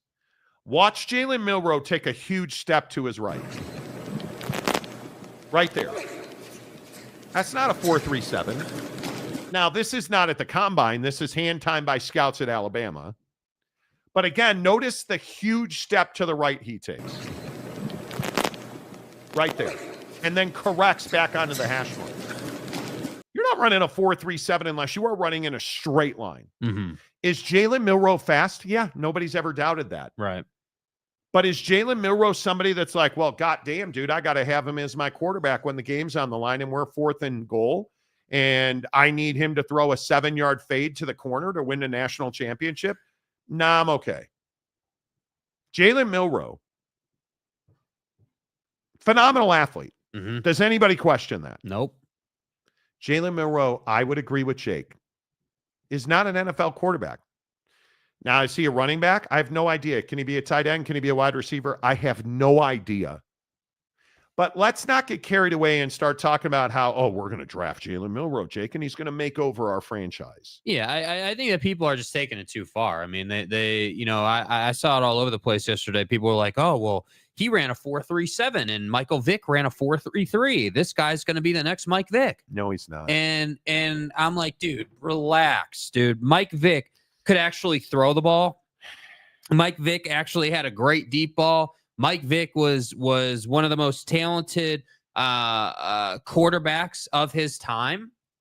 And Jalen's not that guy. Jalen is a phenomenal athlete. Jalen is by that 40 time, if you believe it and buy it, the fastest guy on any NFL football field, pretty much. Party.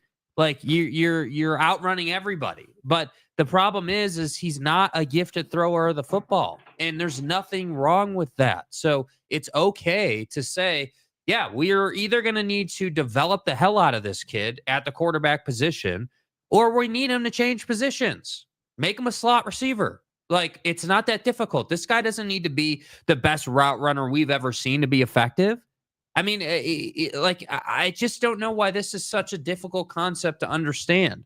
I get it. He played quarterback in college. That doesn't mean that dude, I mean, look no further than guys like Taysom Hill who have had to change positions and play all kinds of stuff.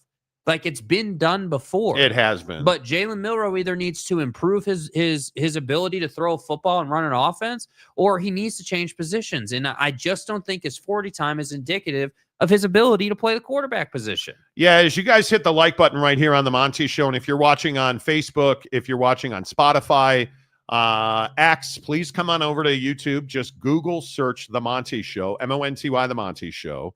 Find us on YouTube. Give us a subscribe. Where are we at on subscribers, by the way? Are we at 2,787,000? That I'm very curious about. We are at right now today on the Marty program. Hey, Morty. Why won't this load? Good Lord. 154,028. 154,028. You know, we're trying to get to 200,000 by kickoff. Be part of the solution, my friends. Come on over to YouTube. Give us a subscribe. Please give us a thumbs up on the Monty Show. Listen, I think Jalen Milroe is fast. I don't disagree. He's not running a 4.37 here. That's just not 4.37 form. But more to the point, all he did in his throwing was, look at all these beautiful deep bombs he can throw. Nobody questions whether Jalen Milroe can throw the ball down the field. My question is, under pressure with big dudes trying to rip your crotch off, are you going to be able to deliver a 7-yard out pass? And he's not shown the ability to do that. Nope. And I would not draft him or sign him as an unrestricted free or undrafted free agent as a quarterback. I'm just not doing that. I think he had his chance and he regressed. But, Brandon Butler, remember when we were sub 500? Yeah, you remember when we had like 100 subs? Remember when we were trying to get to 1,000 so we could live stream? Like, wasn't it 1,000 you needed to live stream at one point or something like that? To monetize. To monetize. You needed 1,000 to monetize. Yeah. To be in the monetization program. I remember that. Milroe is mid-third pick at best. I see more like fourth. We'll see. Milroe is Hurts light. Jalen Hurts is an elite thrower of the football. Yeah. I mean, that's just me. TJ Beck. Jalen Milroe will probably be a Taysom Hill in the NFL. See Crash Jensen. Okay. Did you guys see oh my God, his name went right. Cam Scattaboo. Did you see that he's being sued by teammates of his for a golf cart accident? That guy's got problem written all over him. And I don't think he's a down in, down out running back in the NFL. It is wild to me. And I want to make sure I get this right. I don't want to spread lies and half-truths. The Cam Scattaboo, he seems like, yes, it's a $300,000 golf cart intimate. He got intimate in a golf cart. Hey, Monty. Cam Scattaboo being sued for $300K over a golf cart incident. The suit claims the star running back injured a teammate by jumping onto a golf cart and causing it to collapse. Scattaboo has become as elusive to lawyers as he is to opposing defenses. The claim is that he allegedly jumped on the back of the cart and did that after the team was explicitly told, do not stand on the back of the golf cart. That, we can't be doing that. That's not good for the cart. People can get hurt. And he still did it. And he broke the plastic portion of the golf cart, which went through the tricep in the back of your arm there, a tricep that ruptured his teammate's tricep tendon. This teammate of his was Matheos Katigaris, who was a walk-on offensive lineman, has not played since and says he still has pain from the injury. Seeking $300,000 in damages due to medical bills that are still unpaid. Scattaboo was recently added as a third defendant on January 27th, weeks after the Sun Devils season ended. Okay. Arizona's Board of Regents acknowledged Scattaboo's action in a February response, stating he has reason to believe dependent Scattaboo boarded the back of a golf cart while two other players were sitting on the rear section. Plaintiff ended up on the ground, and that this may have been due to the fall. Like, you're just a bro. That guy, he's just Cam Scattaboo strikes me as that guy that's a meathead. Mm-hmm. Like, okay. Yes. Jeremy Bolton, remember when you were in your mom's basement and you had the sad excuse of a mascot swoop on your shelf behind you? Yes. That was I still maintain that was one of our best sets. Well, and if you don't remember, don't forget everybody else thinks we're still in my mom's basement. Or is it your basement? I get confused. It changes every day. You're in a broom closet and we're supposedly in our mom's basement. Okay. Yeah. Jalen Milroe could fall to Detroit. Wouldn't complain. I don't know. Boyd Lake, every NFL QB needs to make reads quickly and get an accurate ball out of his hands with accuracy and consistency. That's the skill to look for, and Jalen Milroe doesn't have it. He's not that guy. Kay Nurin, I remember the first 5,000 subs. Yeah. Long times. We appreciate all of you. Boyd Lake, sounds like poor impulse control. I would agree. Charles says, typical ASU, bro. Forks up. Right? John Riggins Light. Light. TJ Beck, Scattaboo is hellion. Kid has gotta have concussion issues. Has to. He's always doing that thing where he shakes his head. Do you guys ever notice that? Yeah. Like that weirds me out. Is it time for the Daily Irrational on the show? What is that? The one where you guys all say that Aaron Rodgers sucks and he can't play in the NFL anymore? He does. And he can't.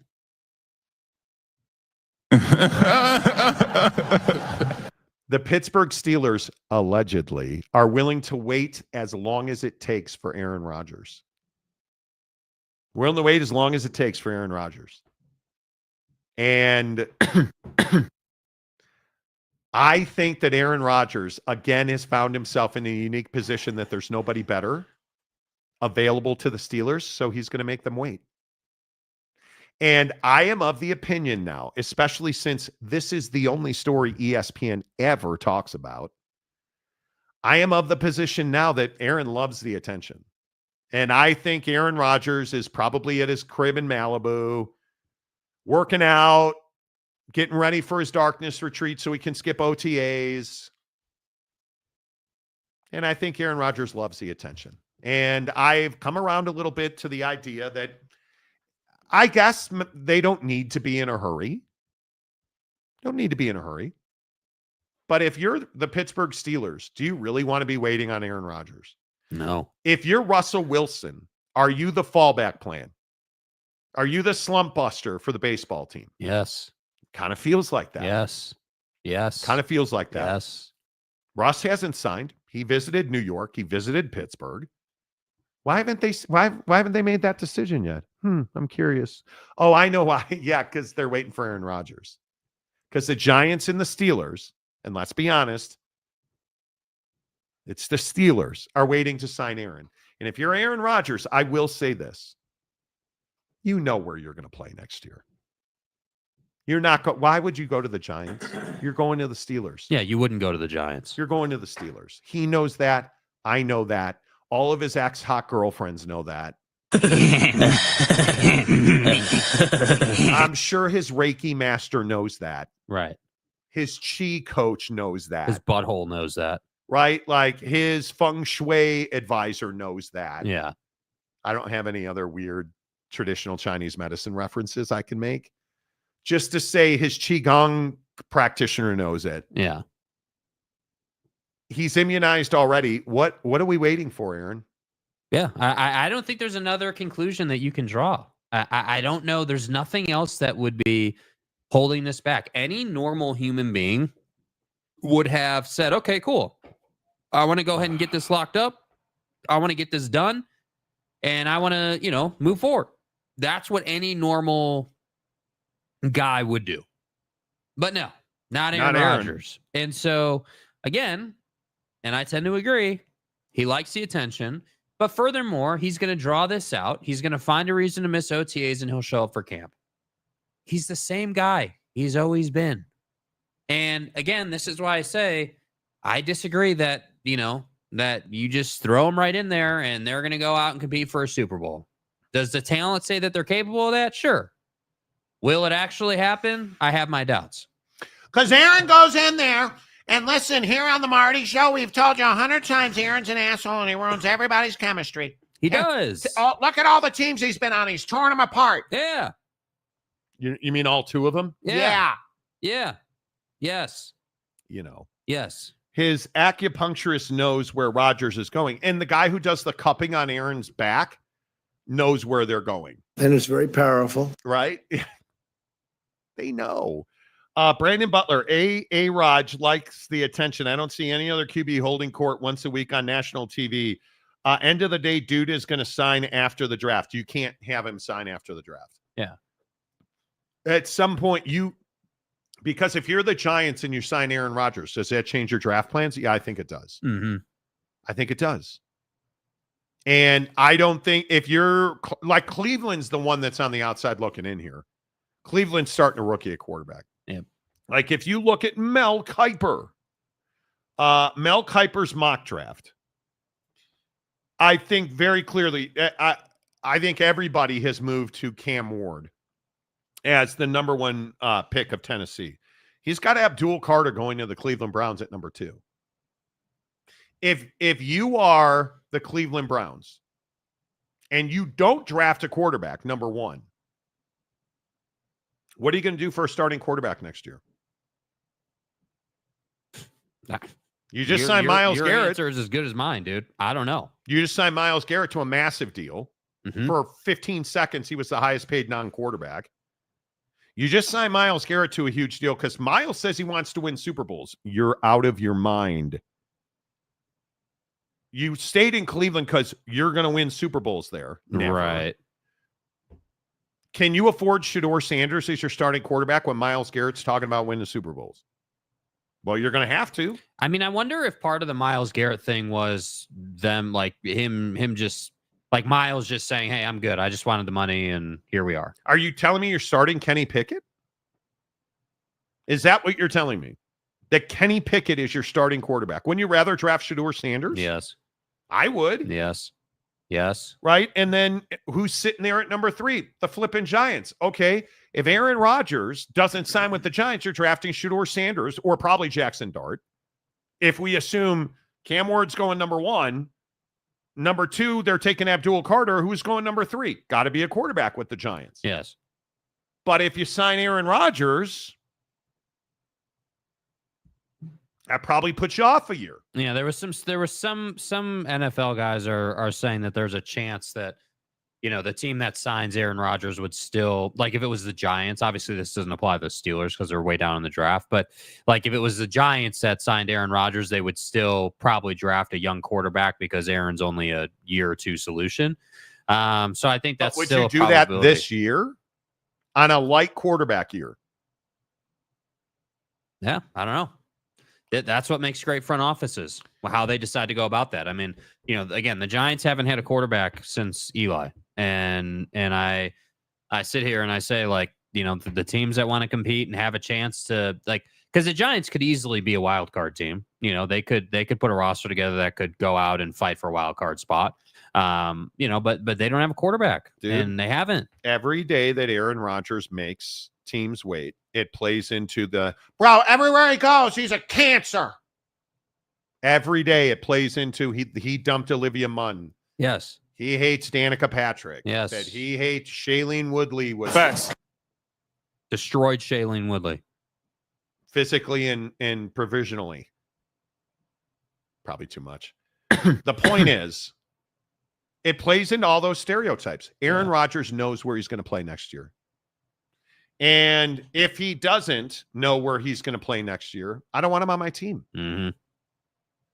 The Pittsburgh Steelers should never be in a position where they're having to do a sales job. Well, and I also think that the Pittsburgh Steelers are an organization that, should have done a better job, with quarterbacking. Like, at some point as an organization, you got to find your next guy. Like, I hope that organizations learn this lesson, like look at Buffalo, let's say, or any organization that's got their franchise guy, any of the playoff teams that you want to look at. If you're a playoff team with a franchise quarterback, Patty, Josh Allen, Lamar, whoever you want to look at, when they get to year 10, year 12, you need to start thinking about what the succession plan is going to be.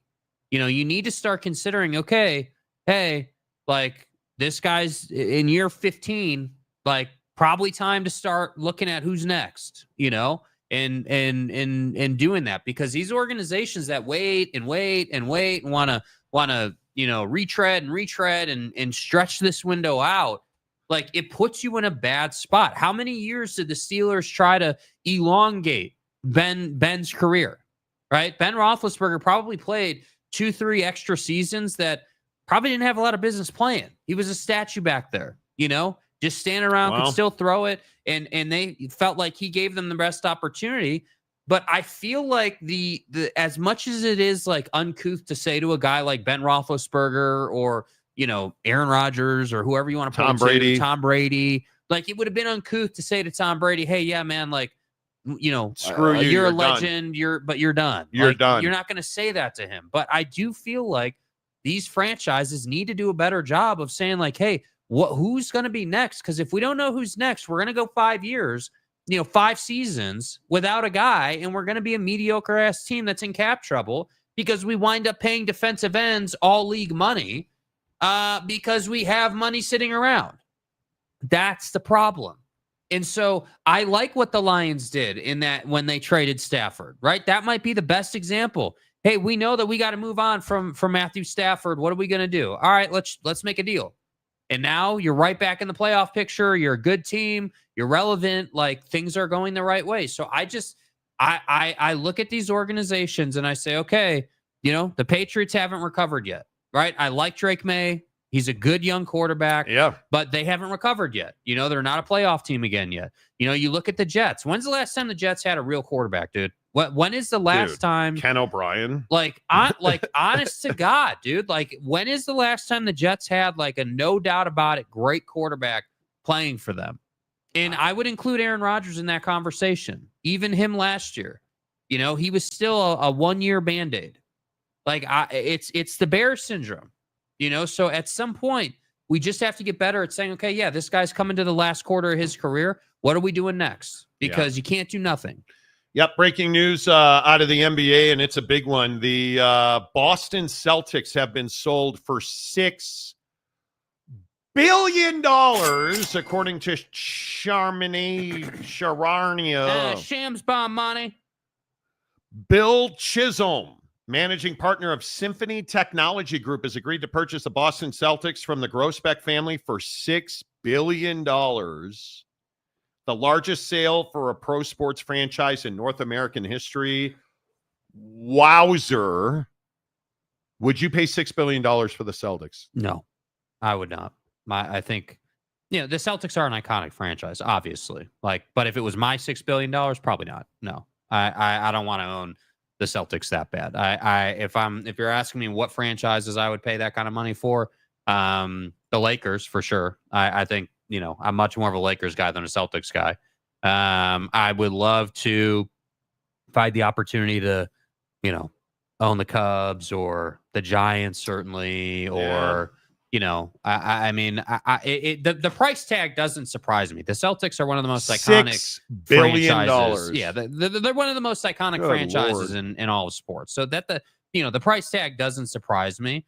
But I do have to say, anytime a franchise on this level gets sold, it begs the question, hey, is new ownership going to come in? Like, look at what happened in Phoenix. New ownership comes in. Now, totally different situation. But new ownership comes in, spends all this money, changes the roster. Yeah. Didn't work out. So we're right in the middle of the Tatum-Brown run. They're one of the best teams in the NBA by anyone's measure. And I'm curious if this is just going to be an ownership sale, or if this new ownership team is going to come in and try to put their stamp on it. Because if that's the case, this could be, for basketball fans, this could not be a great thing. Because I'll say, like, the NBA can't afford to have the Celtics turn into a mediocre team. The NBA and ESPN and NBC on the new deal need the Celtics and the Lakers to be good. And we're finally getting back to where both of those franchises are good and that rivalry can start to carry the league again. And I just would hate to see this kind of transaction change that. Yeah, I think this is stunning. This is now the largest sale of a professional sports franchise in North America, just beating the sale of the Washington Commanders last year, who went for $6.05 billion. The Boston Celtics sold for $6.1 billion. Who wants to make the argument that the NBA is suffering? Because I don't know that you can do that now. I mean, obviously the NBA, in my opinion, is in a transition. But I look at if you're selling a franchise for more than $6 billion and more than the NFL, I'm going to say your league is doing just fine. Yeah, I don't think the NBA is suffering overall. You want to talk about ratings? You want to talk about viewership? We can talk about that. No doubt about it. I agree that viewership hasn't been great lately. But when you talk about it's the Ryan Smith conversation we always have. Look at any owner. The NBA, in my opinion, is one of those leagues where it's really easy to make a ton of money as an owner, right? Like, you can go in with an NBA building and, you can just, make a ton of revenue. Like, there's no question about it. Like, I look at, you look at like Dolan with the Knicks, that whole situation and how much money they've made. And, even it's funny that we're talking about the Celtics, because like the whole, I believe wasn't it like 2 weeks ago that there was all this conversation about MSG, what was it, going bankrupt? So like there's a lot of money stuff happening on the East Coast in the NBA circles. But yeah, I would agree that I don't think that the NBA is struggling or suffering or somehow short on money when, one of your most iconic franchises just sold for $6 billion. Like, that's a ton of money, dude. Yeah. I mean, you're not the NFL. I mean, if you look at the numbers of valuations, according to Forbes this last year, the Dallas Cowboys are worth $10 billion, right? I mean, you have the Golden State Warriors at $8.8 billion. What did they value the Boston Celtics at? $6 billion. So, I mean, you are, and of course, the Yankees are number 4. The only MLB team of note, $7.5 million. I think then probably the Dodgers, you got to go all the way down to 24th. The LA Dodgers, $5.45 billion in valuation. Yeah. Like, I mean, Major League Baseball, is the one I think that is look suffering. At the Clippers right above the Dodgers there. Yeah. I mean, just like, with all due respect to the Clippers, a more, run of the mill is probably harsh, but, not an iconic franchise in the league. A secondary franchise is still worth, what are they worth there? $5.5 billion. $5.5 billion. Like, you're like, there's no question that these franchises are doing just fine.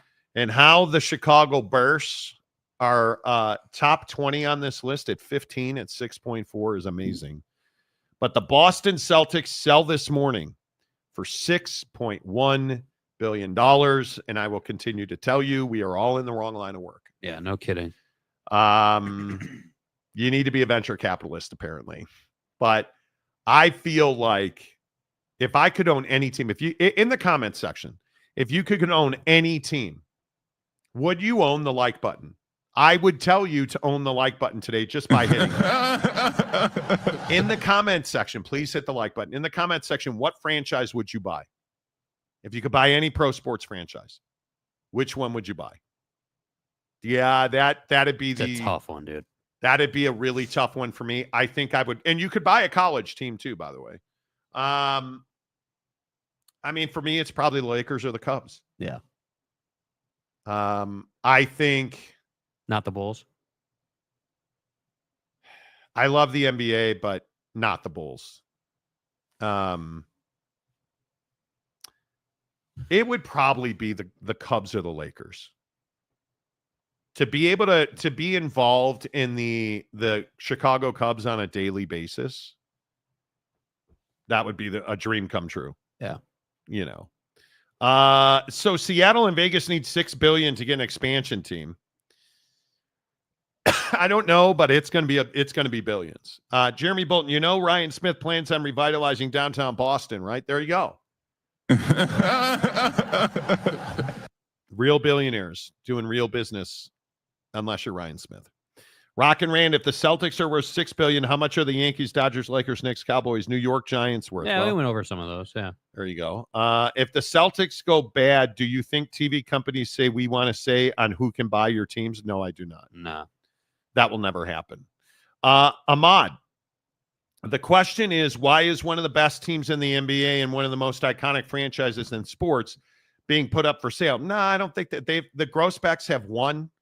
They have won at a very high level They've in done Boston. Everything you need to do in the NBA. And I think that they're ready to move on. What did they, I mean, I wonder a cursory Google search here, you know, what did the Grossbacks sign or buy the Celtics for? Oh, it is an incredible amount of money.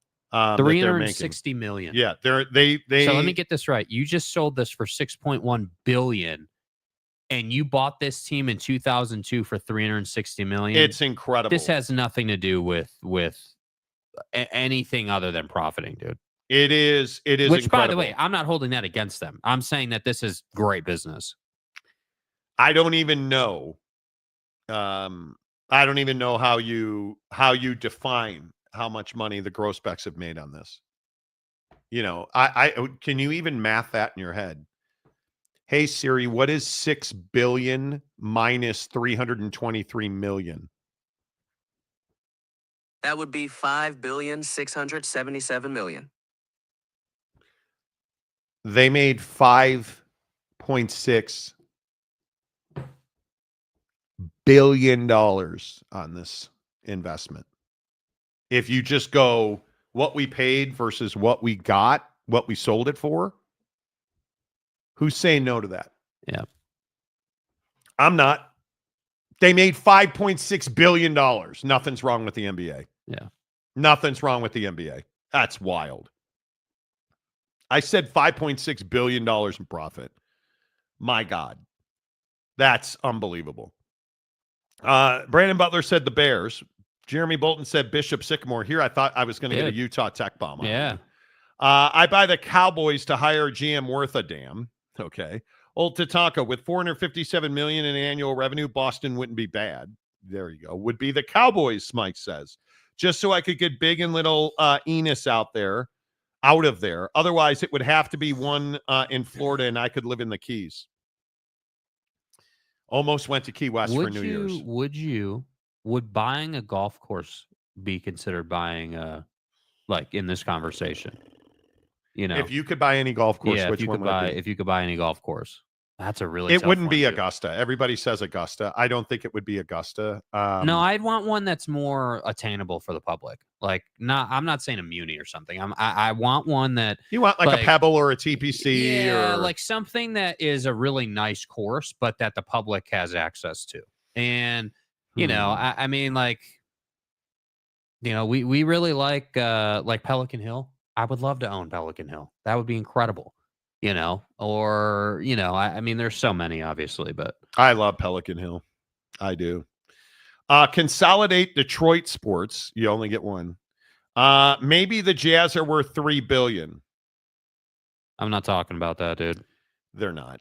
Mike Chase, hopefully they don't do what Utah did. Hopefully.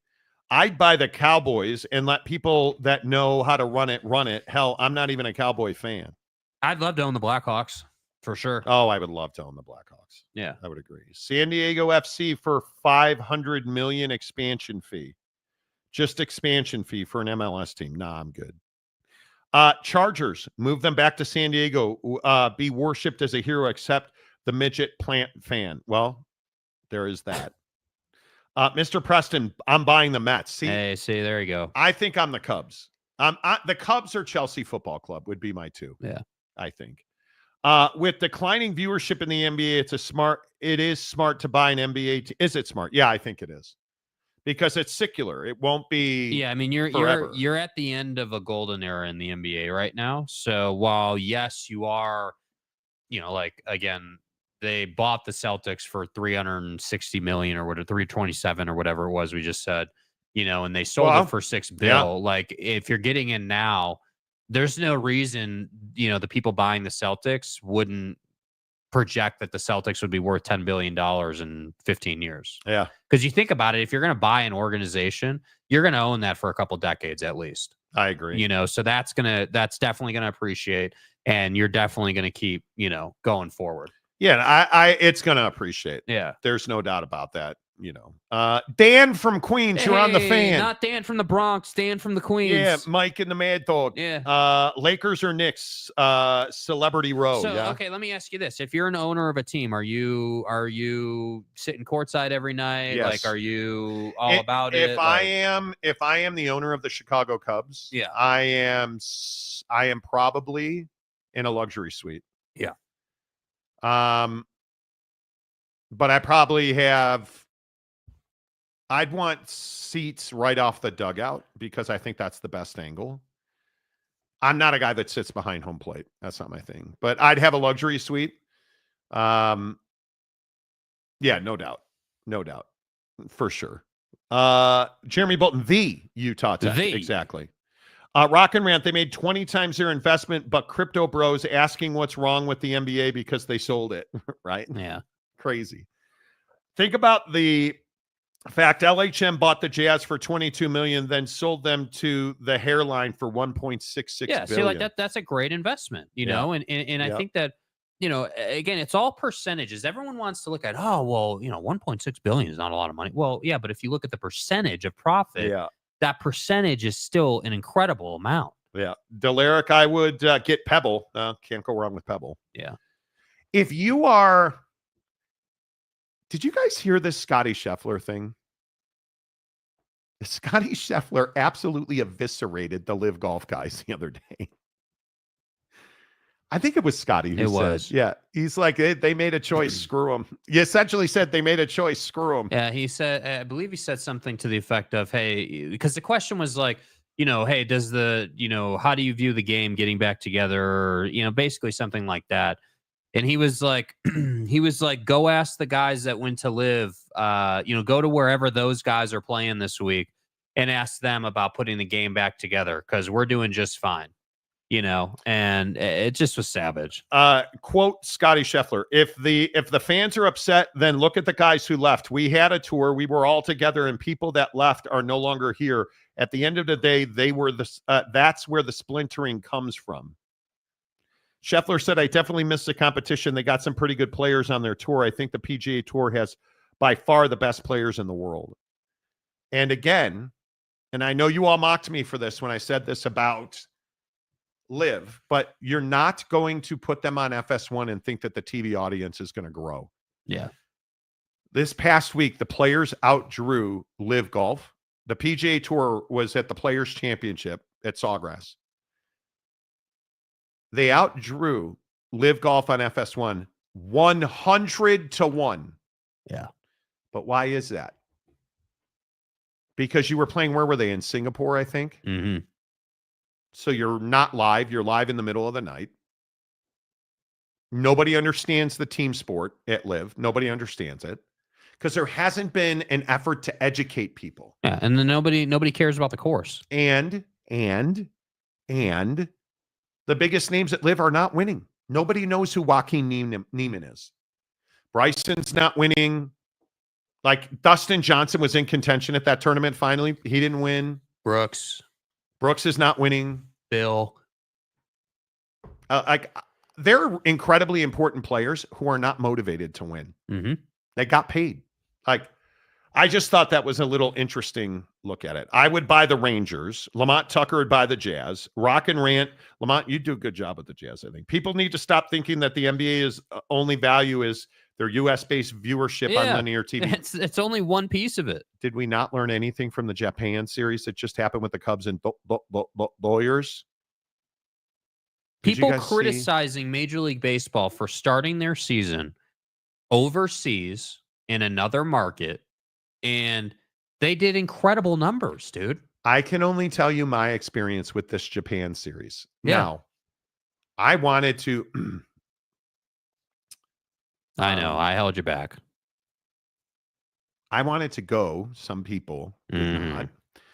But I happened to get some tickets, and I mean, I would never sell them for anything over face value. I saw some people making 100 to 1. You guys, I made $100 for every one I spent on those tickets. Allegedly. That's a for-profit business. They did 100 million people. Dude, it's wild. 25 million viewers over the course of those two games. For perspective, game 1 of the 2024 Seoul Series, 18 million viewers. They impacted. Do you guys understand that they interacted with 100 million people? It's wild. North America, Japan, 100 million people. That I agree with this 100%. You don't define the NBA by their North American TV market.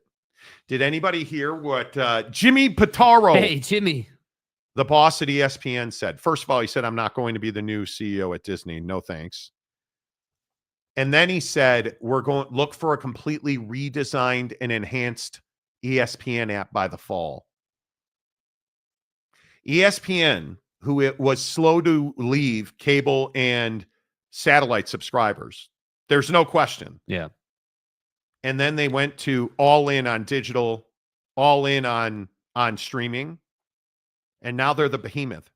And when this app comes out and they go direct to consumer, dude, the reach is going to be global, galactic, universal. Yeah.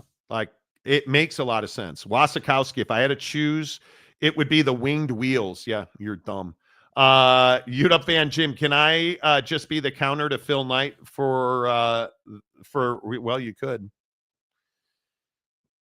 They haven't won at Oregon, and Dan Lanning's been paid now. You got to win, right? Did you see that? No. The lights in our studio just flashed. Buy the cheapest NBA or pro football team and move it to where it would be significantly more profitable. Location, location, location. Well, we're going to move the Mavericks. No, you're not. Yeah, Arlington Horse Track. Mike Smith, I would buy the Utah Utes and have James make an upper deck and an IPF. There you go. The owner's suite for Detroit City FC. Who cares? Can you ever just be normal? TJ Beck, another idea is own both an NBA team and an NFL team. Heck, throw in a baseball team. Own the whole of your kingdom. Bears, Cubs, Bulls, one town, one heartbeat. There you go. There you go. And they cut people's heads off. Yeah. But here's the problem. Here's the problem. And why I've evolved on the live thing is that's the reality of our universe now. Look at the way the world is working. It's all about money and nobody cares where it comes from. We don't have lines anymore. We don't have ethics anymore. It's everything. We don't have morals or code. We don't. It's just, that's been erased. Yeah. Nothing that we do in this country or this world is about morals or ethics anymore. Yeah. And to me, you just, I think it's wrong, but it is what it is. I'd buy me some Manchester United or Man City. Fix Manchester United, please. Yeah, please. Green Street Elite. Exactly. Exactly right. Disney should buy Pedo State. Fits with the business model. Wow. Wow. Okay. Delaric, Japan, Korea are good ways for the MLB to expand their reach in baseball as popular in those countries. NBA as well. Part of showing your displeasure for a product is boycotting it or protesting it. Mm-hmm. But who does that? Who does that? We try to protest things, and we're going to be investigated as terrorists now. Yeah, I mean, I've never watched Live ever. Never turned it on. I think twice now I have watched it. I don't know how. Like, it just doesn't come into my ecosystem very often. No. I saw it on YouTube TV one Saturday afternoon on a rerun. I think when they were in Hong Kong, the week they were in Hong Kong. The team thing is, you need to explain it. People can't connect with it. Like, it's an individual sport that you're trying to play as a team. You just have to, protesting and boycotting, not vandalism. Well, I agree with that. You need to stop vandalizing things, right? It is what it is. All right. The Monty Show is always presented by The Advocates at theadvocates.com. We'll be back on Tuesday. Make sure you follow us on Instagram and the old tweet machine. We'll be doing some golf and some other stuff over the weekend you'll be privy to. Don't forget March 31st. We'll be back 2 to 6 Pacific, 5 to 9 Eastern, right here on the Marty program. Appreciate you guys. Thank you. You get in an accident while we're gone, get to theadvocates.com. Until Tuesday, say goodbye, Jake. Goodbye, Jake.